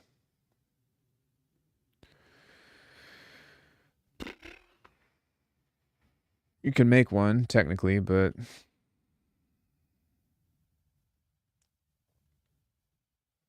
was hoping I'd just be able to...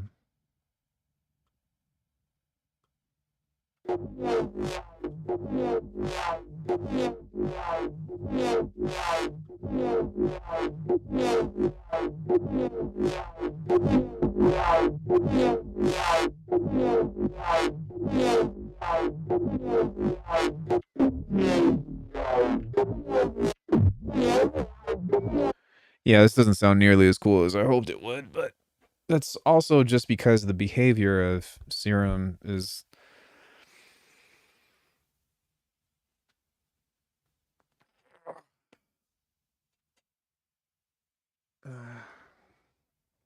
It's just something that I've always had a hard time getting used to. I am going to take a quick bathroom break, get some water, but I will be right back. Please, sit down, enjoy a track.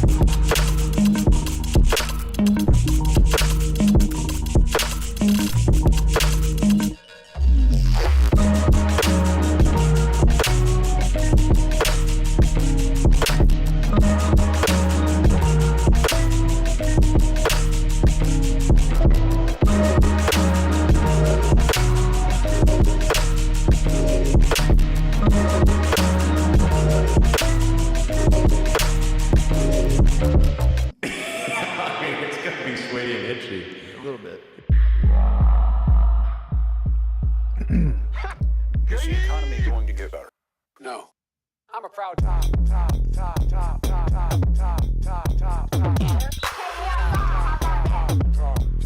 a proud top. I don't know where we are. We are in Wisconsin. No.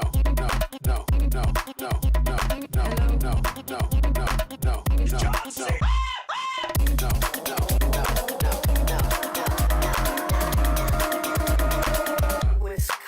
Gonna be sweaty. 5 people have died. Good. Sweaty. I'm proud. 5 people have died.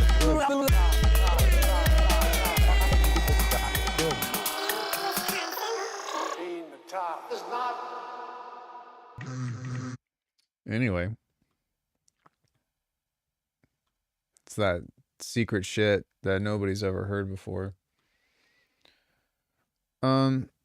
Yeah, does anybody have any questions about any of the stuff that I went through so far?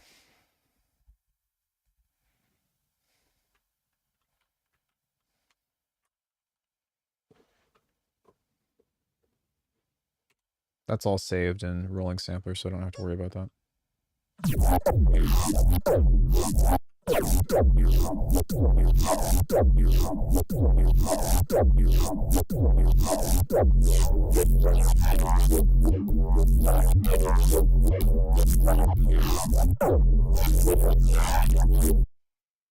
Fuck, man.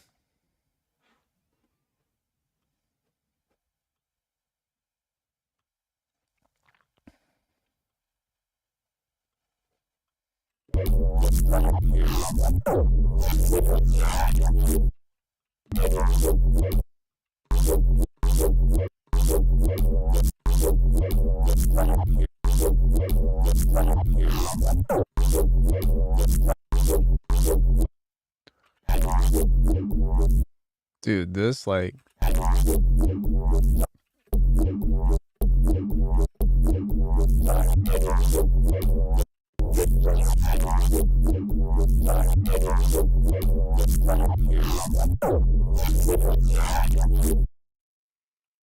Yeah. All right. So I'd like to do one more, and then maybe we can try to make like a mock-up track again and utilize this.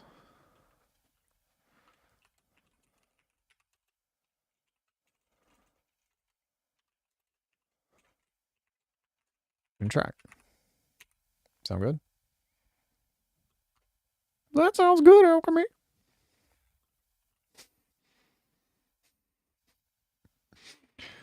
Fuck.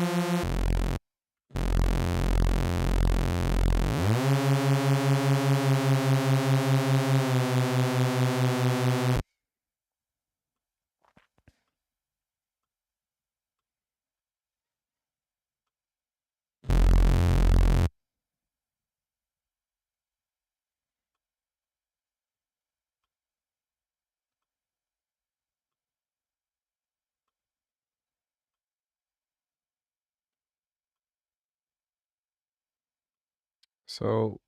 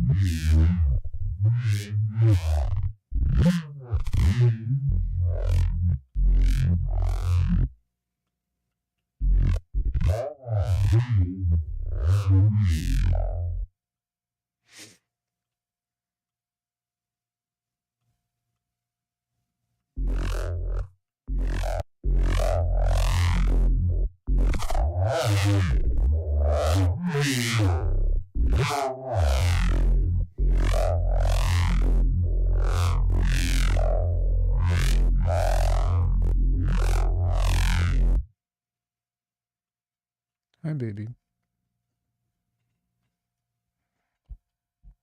I know. You're gonna have to wait a little bit longer, okay? You're going to have to wait a little bit longer. It is not time for me to take you out yet. Get down. Down. Get down.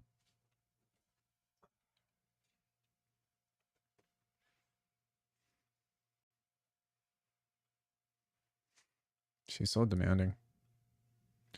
Yeah, the reason why I was up since 2 o'clock this morning was because she woke me up. She had to go to the bathroom really bad. Like, she ran at the door and tried to, like, bust it down, and then, like, looked at me because I was asleep on the couch. It was like, and I was like, fuck. So I woke up and took her out, and she's a really good dog because she will tell you when she needs to go. But since I was up, I couldn't go back to bed.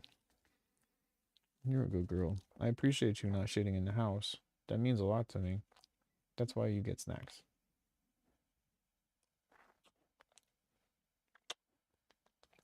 She's bored. Get down. Okay. So we have accomplished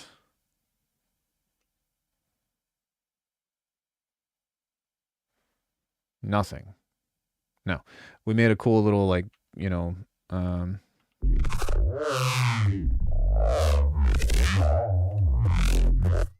so with that, we can resample that one.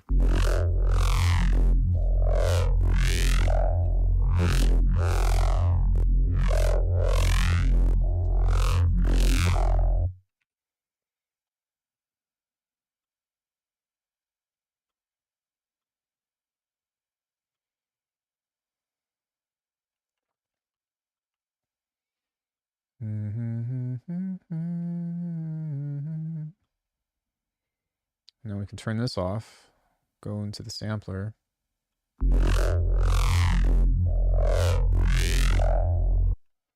Load that.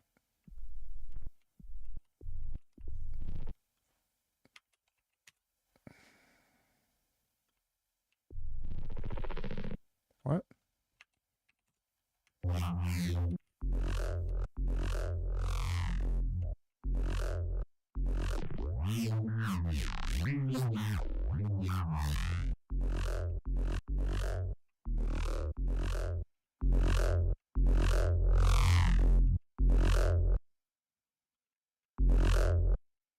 Now we can go in here and begin this process.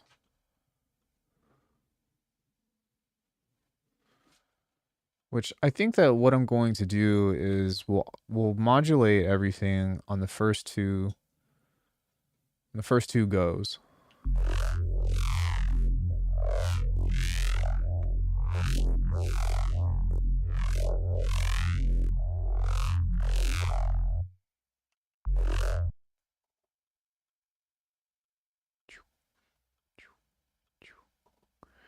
And then on the second go, we'll have another rack that will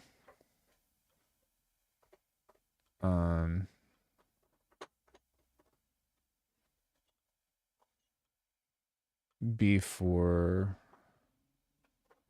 like the regular automation or whatever. Or I don't know, maybe even not doing this stage yet, and instead doing like some other crazy stuff, like building the patch in other ways. So wait, no, dude, what are you doing?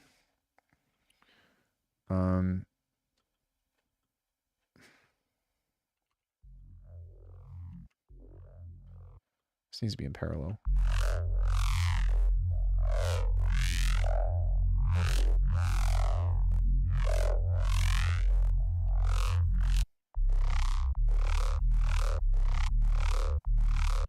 So we can do like another snap heap within this.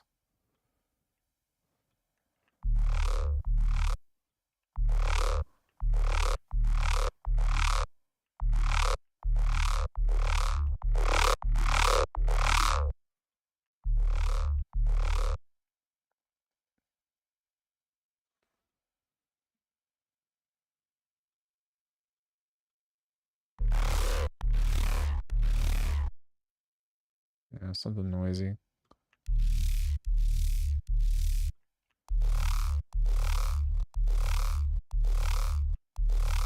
Sounds pretty dope.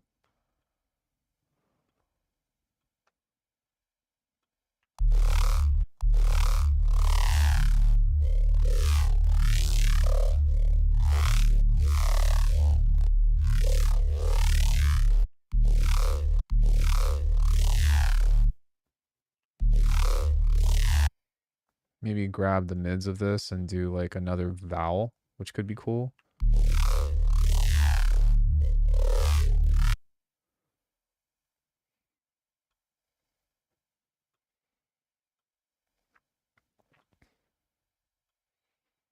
And I like this because like I'm already starting to think outside the box with one, how I used to do basses, and two, doing similar but also different processes than the stuff that I've recently watched, which is the whole point, right? Is to make it your own.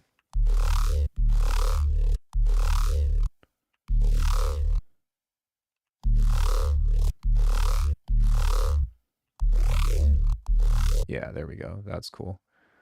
We can just set another LFO thing on here and try something completely different.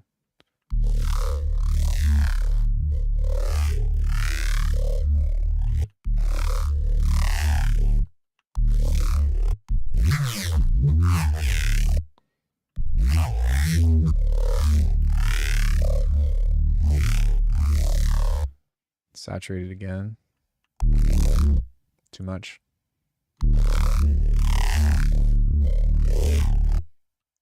OTT.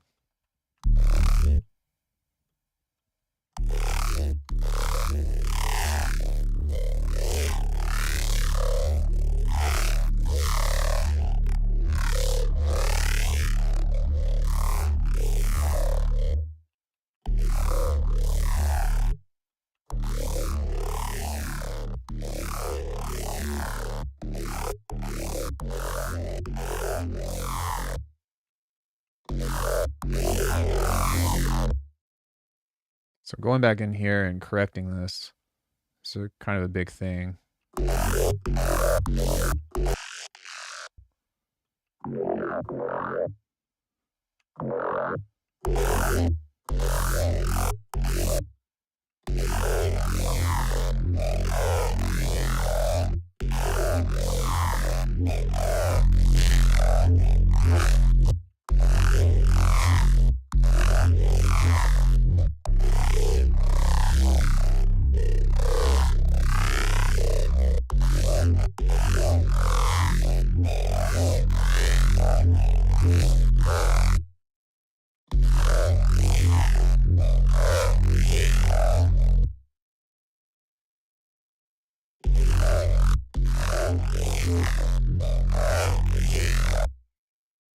I'm going to turn this down before I push this into the saturator because it's going to help keep everything a little bit more balanced.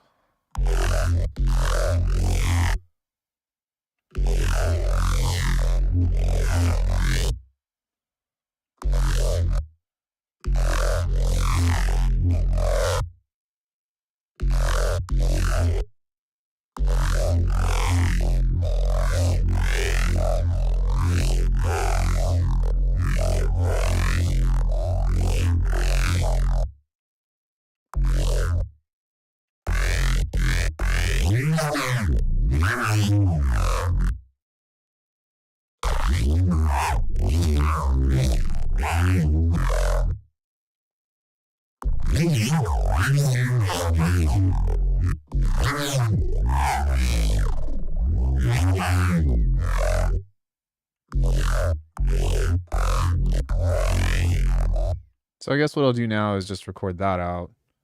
Or maybe what I'll do as well is grab one more notch at the end of this just to try to get something interesting. What I'm really looking for is not to try to make like the Cohen sound thing, but I'm looking for the tearing Reese. Because the more notches that you add, right, the more that it starts to have that like type of sound.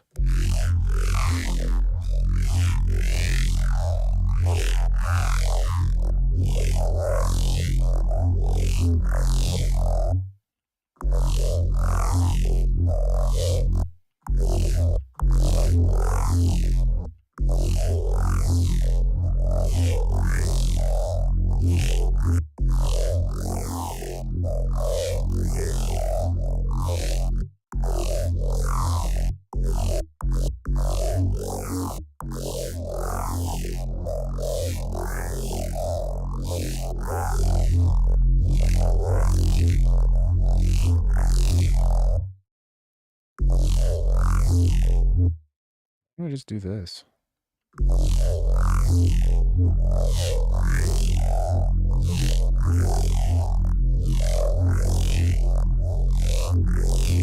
There we go. Oh, maybe one more thing that we could do is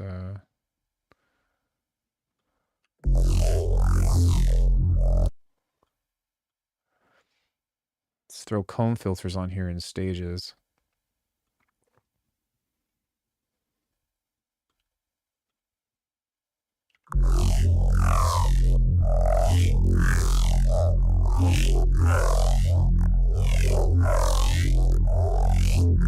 Now that sounds a lot more like phasey.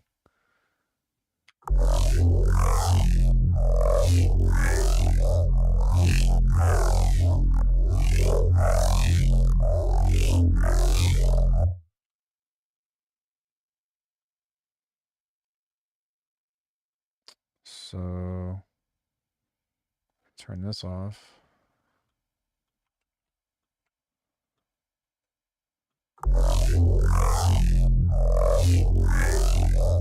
Go stop.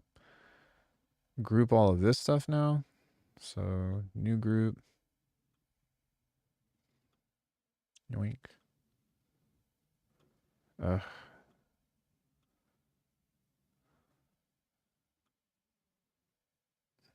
Getting the first one in there is just always like a pain in the ass.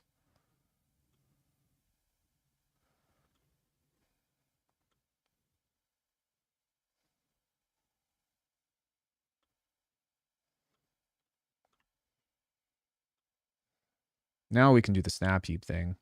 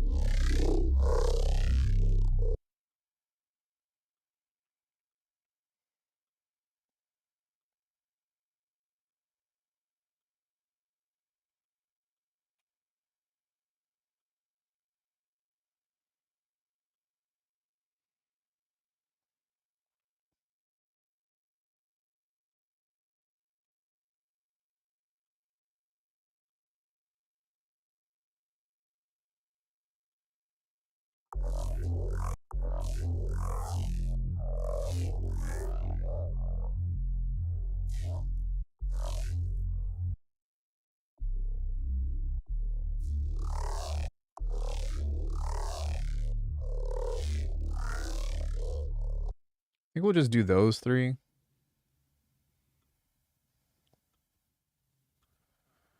Run it through this.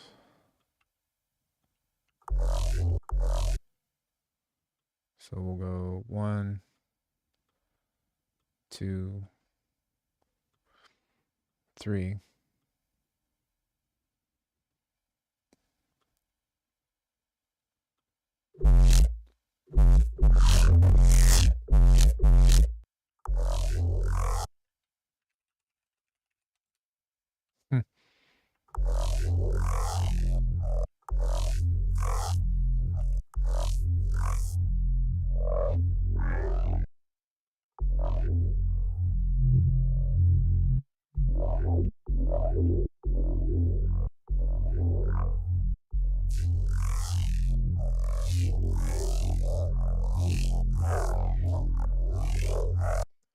So we've got a low pass, a high pass, the low pass.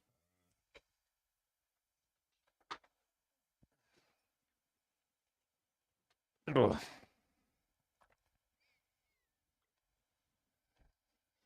Low pass thing.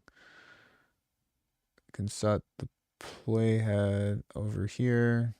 Can grab the mod wheel and have that change the start. Like 75%.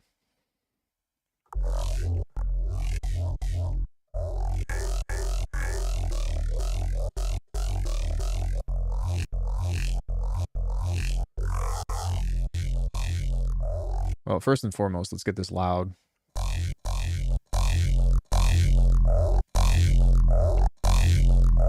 There we go.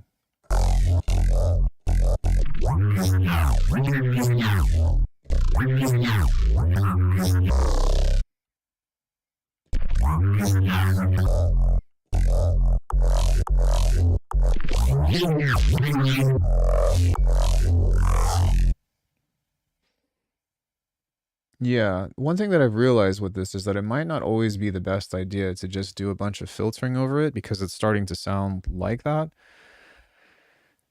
So maybe in trying to get this to do what I wanted to with the Reese's and stuff, I need to figure out a way to keep that clean. So maybe doing like one notch along with the comb filter and having that sweep into the mids or something like that. I don't know.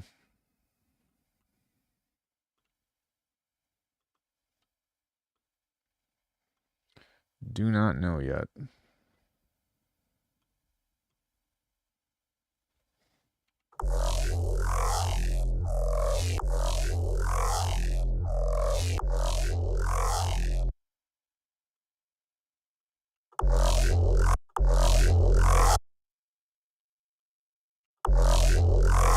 You know, I almost like just the...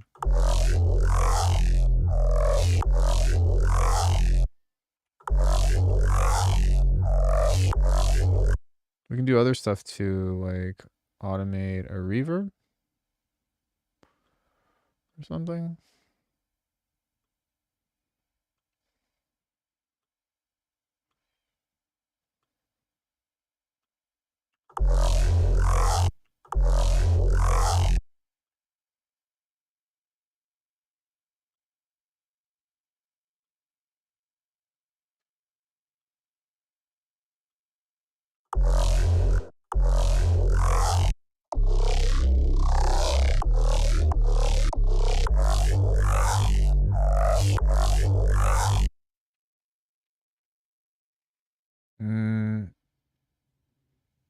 What's some other stuff that we can automate? We have the start position.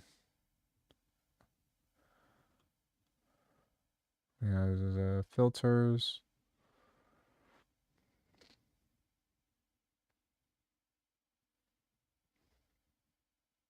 Suppose we could like turn more racks on and stuff, but I don't really want to do that per se. We can do the mid and high automation.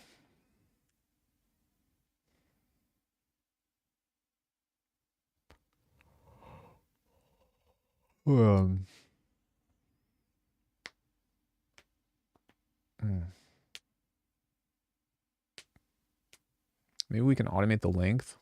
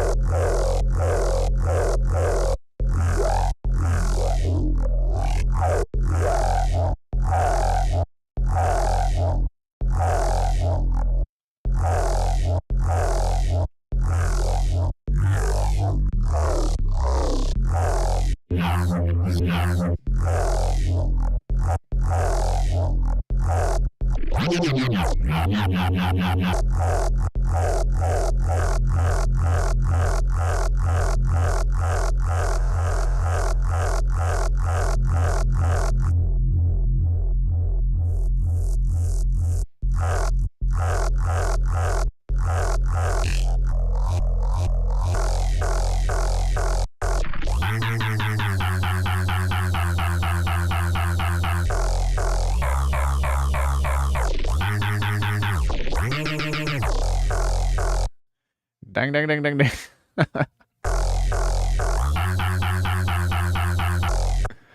That's pretty funny.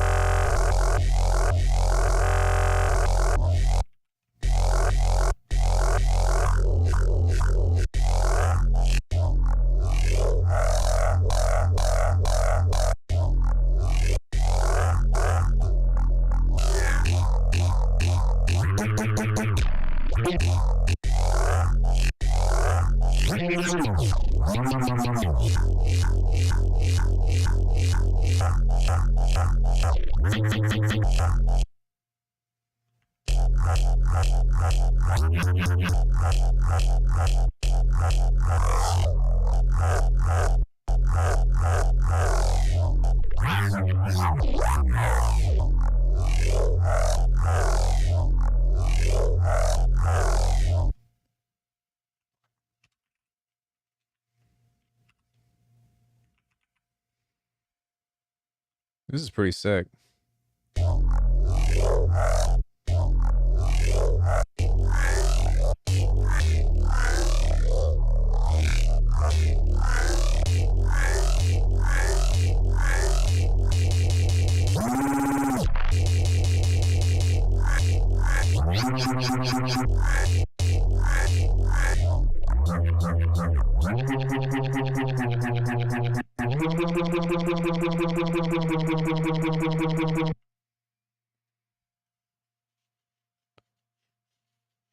Yeah. Pretty dope. So I guess like that's kind of it, is trying to get to how all this stuff works, I suppose. Oh yeah. Mids. Highs.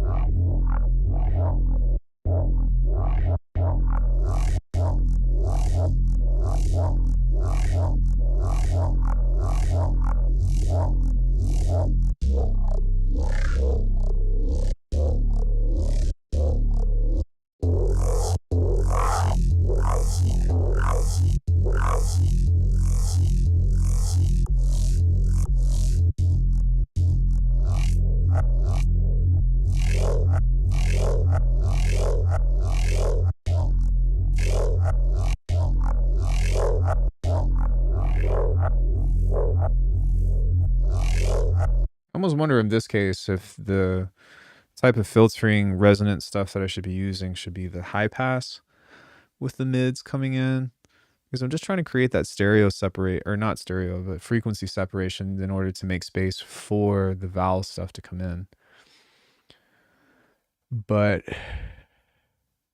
yeah, I don't know. Excuse me. I'm sorry, guys. I'm dead. We're gonna go back to that patch, but I just want to try a couple more things.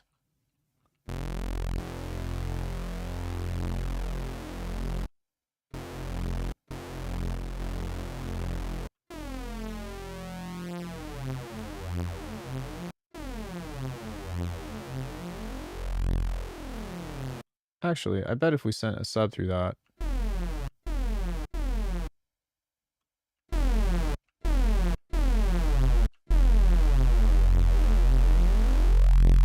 Maybe not.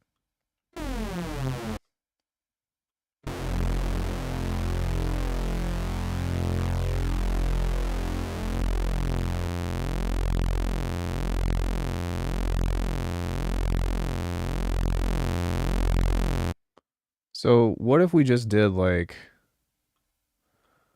Like, still try to keep the Reese aspect to it.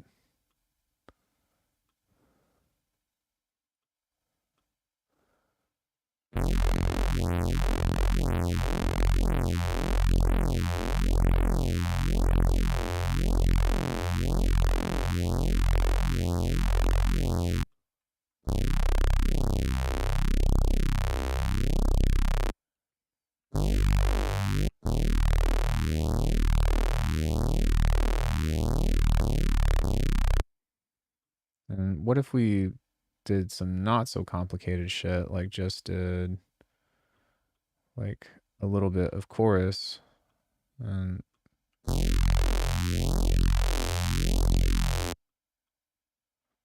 saturator?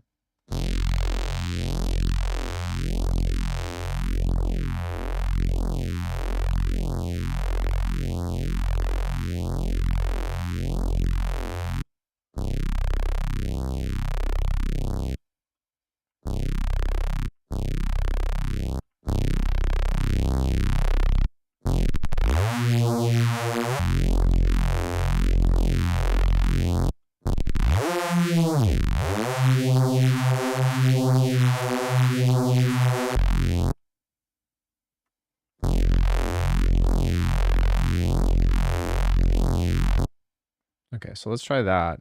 Just make it a little bit more simple. Or maybe a little bit.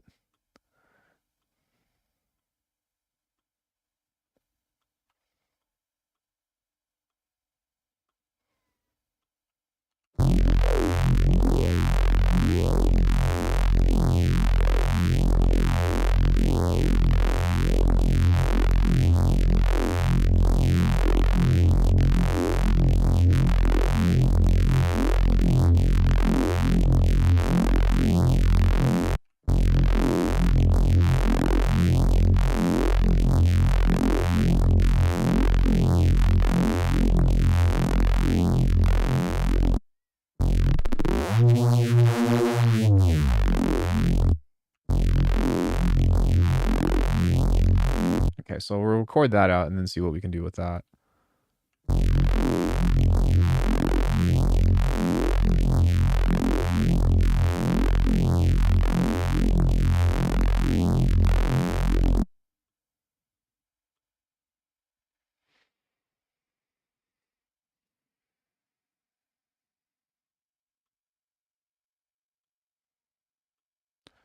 Still ticking, huh?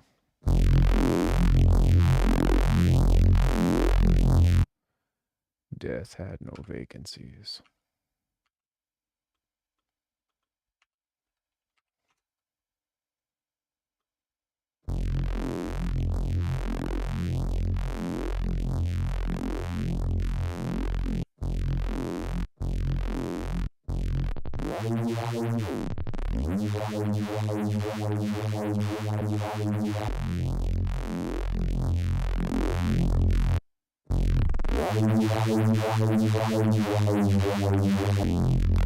Okay, so something that I'm going to try here is you hear how it's going wow, wow, wow, like making that kind of sound.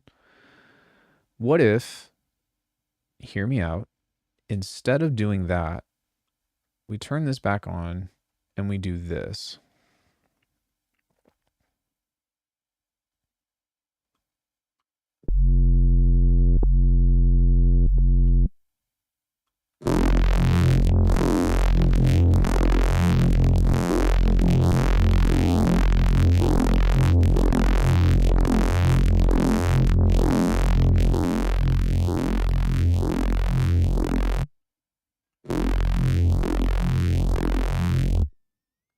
I need to set the duration of this to 2 minutes because this is...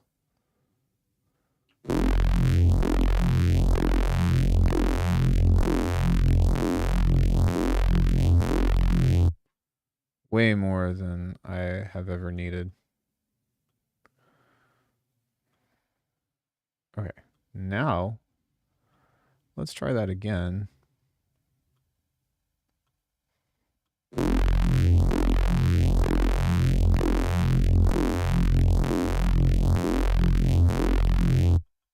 Hello?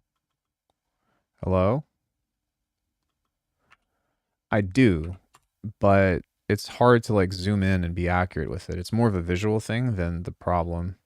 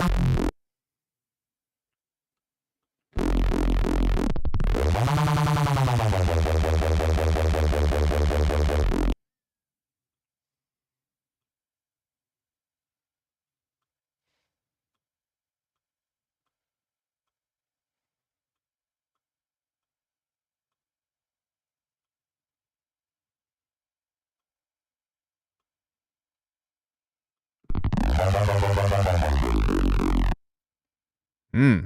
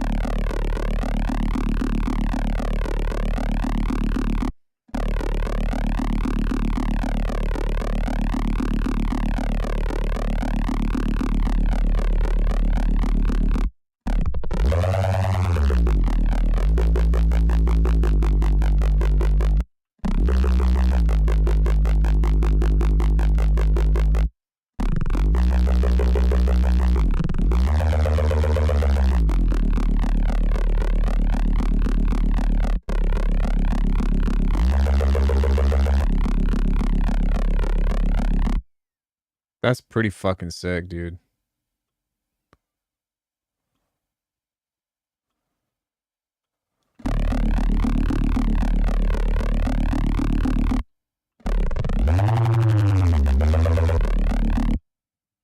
Yeah, it has that nice like rounded feel to it.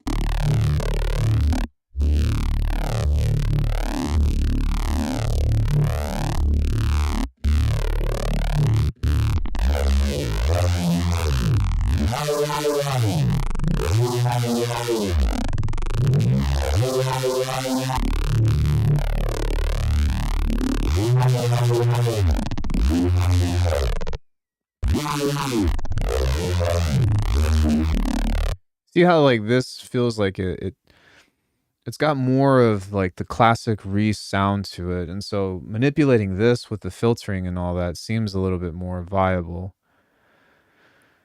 for what I'm looking for. So like let's just say I did like a stage 2 or something on this, which this is already pre-made, I believe. Was there a stage 3 that was already done?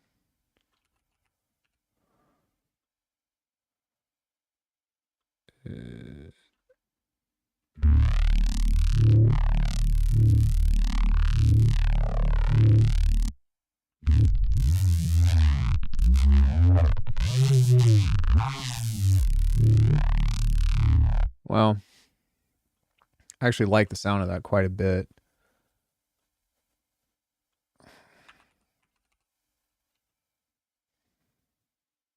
Oops.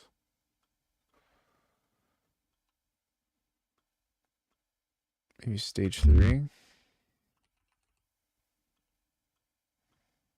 Yeah, okay. This is already like done for us, you know, so.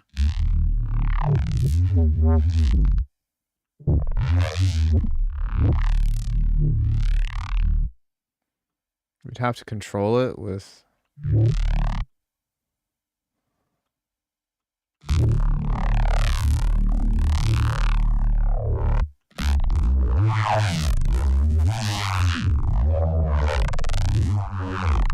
but if we do it right, it gives it that twisting feel.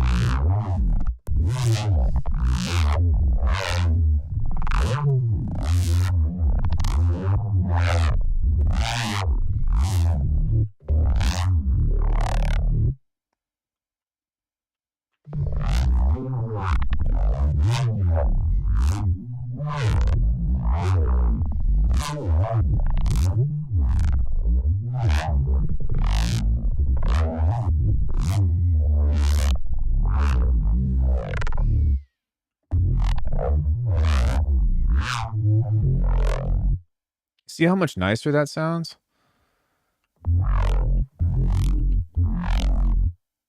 It's got like that the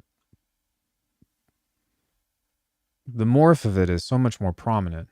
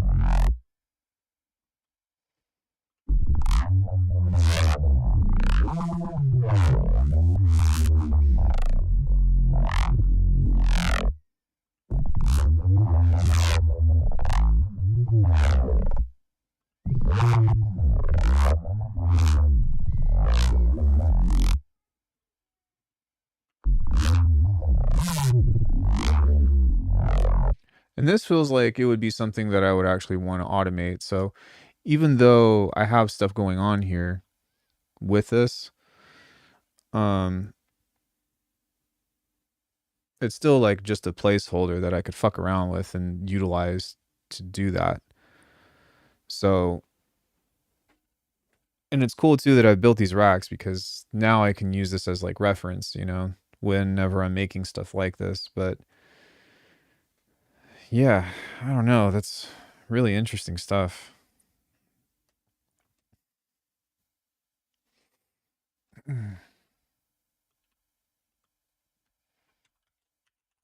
It really opens up a lot of doors for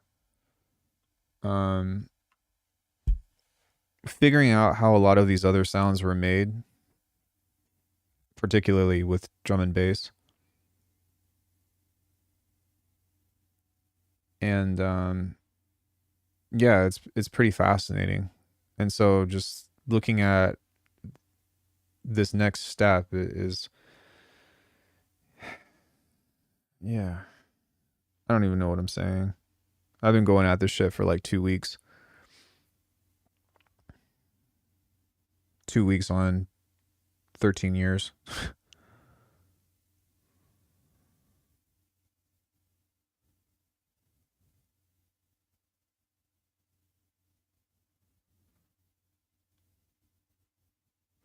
But I think like the major puzzle piece that I had was how much to cook the sound. I think that's what it was how much do you cook the sound before you resample it? Or how much do you fry it? You know what I mean? Because I think that finding the right balance of pushing it really hard and then trying to chuck it into a sampler and then do more stuff to it versus the saturation nuance of how much juice to give it each iteration is probably one of the biggest things that goes into consideration with doing this here on. Because if you just like cook it hard, you know, you can't really save it. And so being tasteful with each subsequent motion of that, I think is kind of what we're looking at here.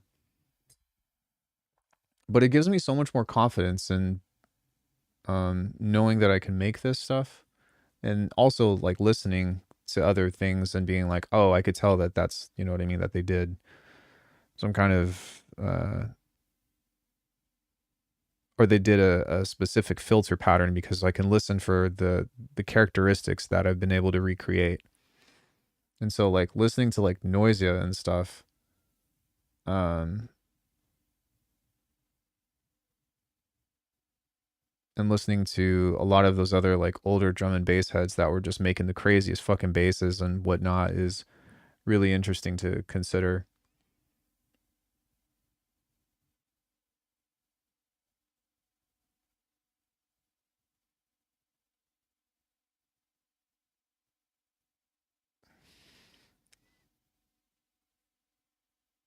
Does anybody have any thoughts or any questions on anything? Questions, comments, observations? I have a question for myself. What is the weather today? It's 60 outside. Fuck. It's cold. That was cool. Will this... Can I still use this? Oh, shit. Yo, check it out. I got Faceplant and standalone.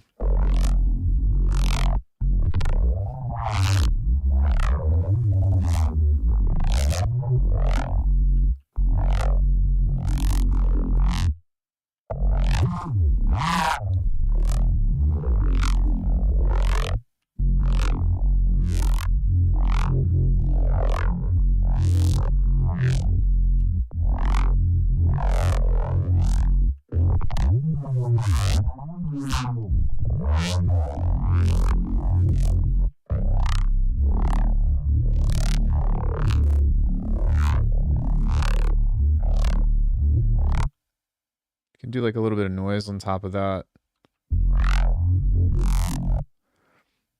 Yeah, I might as well go through the trouble.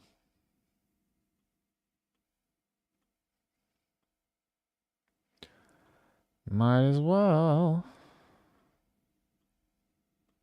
What you got to lose?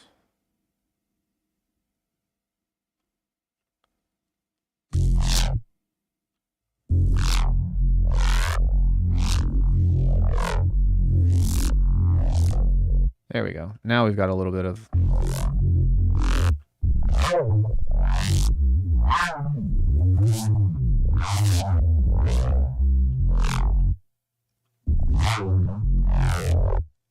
It does. I just think that what it is I have the faceplant stays open no matter what. Or, I'm sorry, plugins stay open even when we do that, but I don't know. Let's see. Yeah.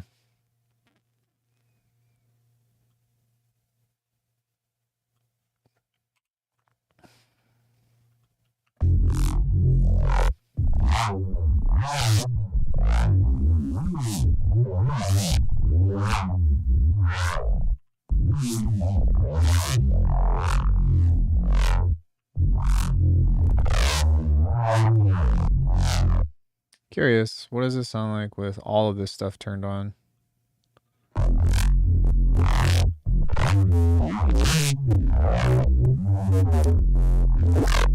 Ultra cooked. Was worth a shot though.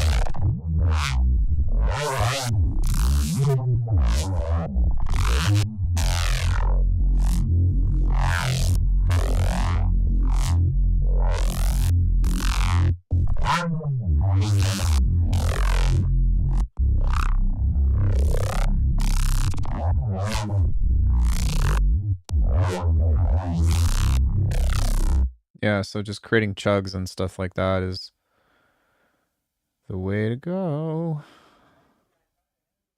Super interesting. Super interesting. I actually need to like make some music soon, but I think that I told myself I was going to take a break until the end of the new year. And so maybe through all of this R&D, I can start practicing, or maybe next week or something, I can start getting into being like, okay, let's actually make stuff with this.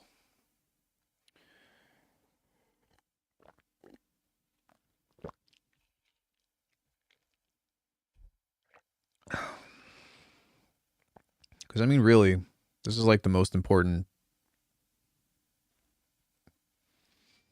sound design prison bonk. Wait, what?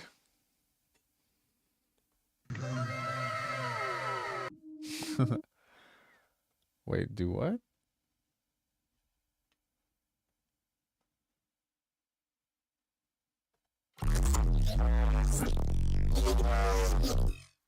Yeah.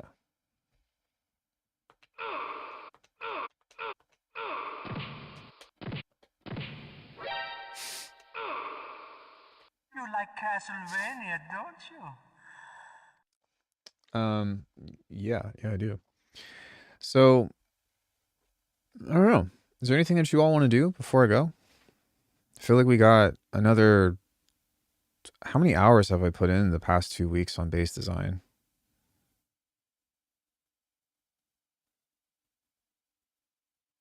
I don't know. My brain is fried. I am pretty fucking fried. I probably need to make something else. Yeah, Happy New Year, dude. Hopefully your holidays was good. Was kind of decent. No, I'm just kidding. We can group this. This looks like candy. Oh, speaking of, I have a whole bag of sour gummy worms. Oh my god. I already had breakfast, but I should probably eat something else that's hearty before I dive into sugar.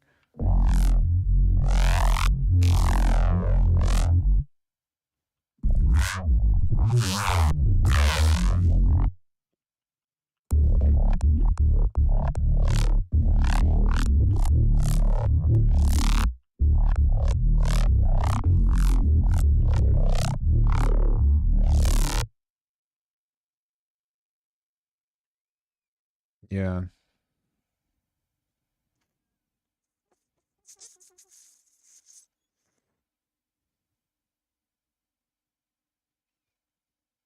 Mm.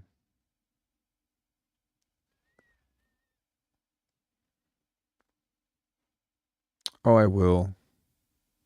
I most definitely will. But I'm going to have something healthy before I eat something shitty.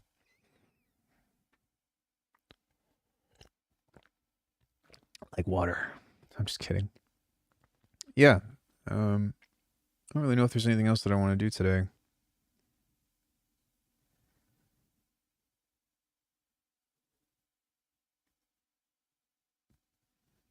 I think that something that I don't do is I don't do like a lot of pitch bending that I bake inside of the bases, and I think that's a really key component into making the movement also work together.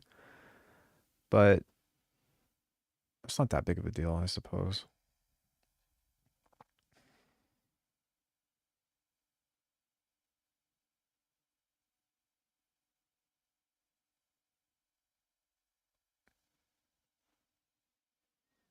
I'm kind of just like running all the different bases and stuff that I know how to do.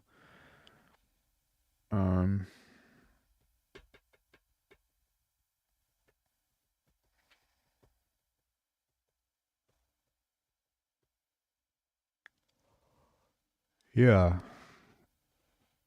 Do I have... Yeah, I don't really feel like starting a track right now, so I don't think I'm going to do that. But let's plan for that Wednesday. Maybe Wednesday I'll be like, no, I'll just use one of these patches or a multiple of them or all of them or whatever. And maybe I'll do some sound design for like bells and pads and all that kind of stuff. But we'll get right into making drums and try to throw something together, and I'll just kind of demo some of these basses and start playing around with that.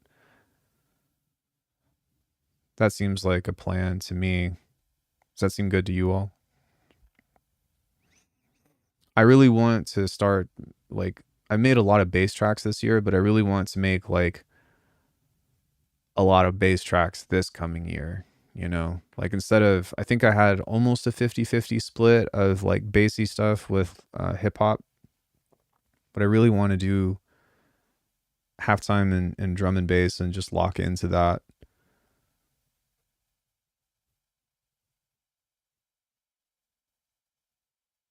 And maybe even look into the songwriting aspect of stuff as well. I don't know. Drum and bass is really hard to do like a 2-minute track of,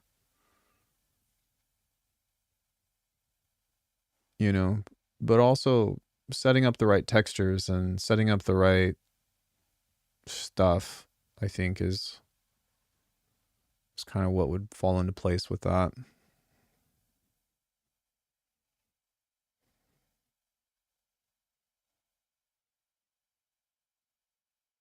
Yeah.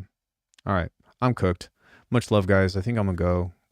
Have a great rest of your evening. I'm going to take my dog out, and we will revisit a lot of this stuff on Wednesday. Bye, everybody. Have a great rest of your evening, and I'll see you then.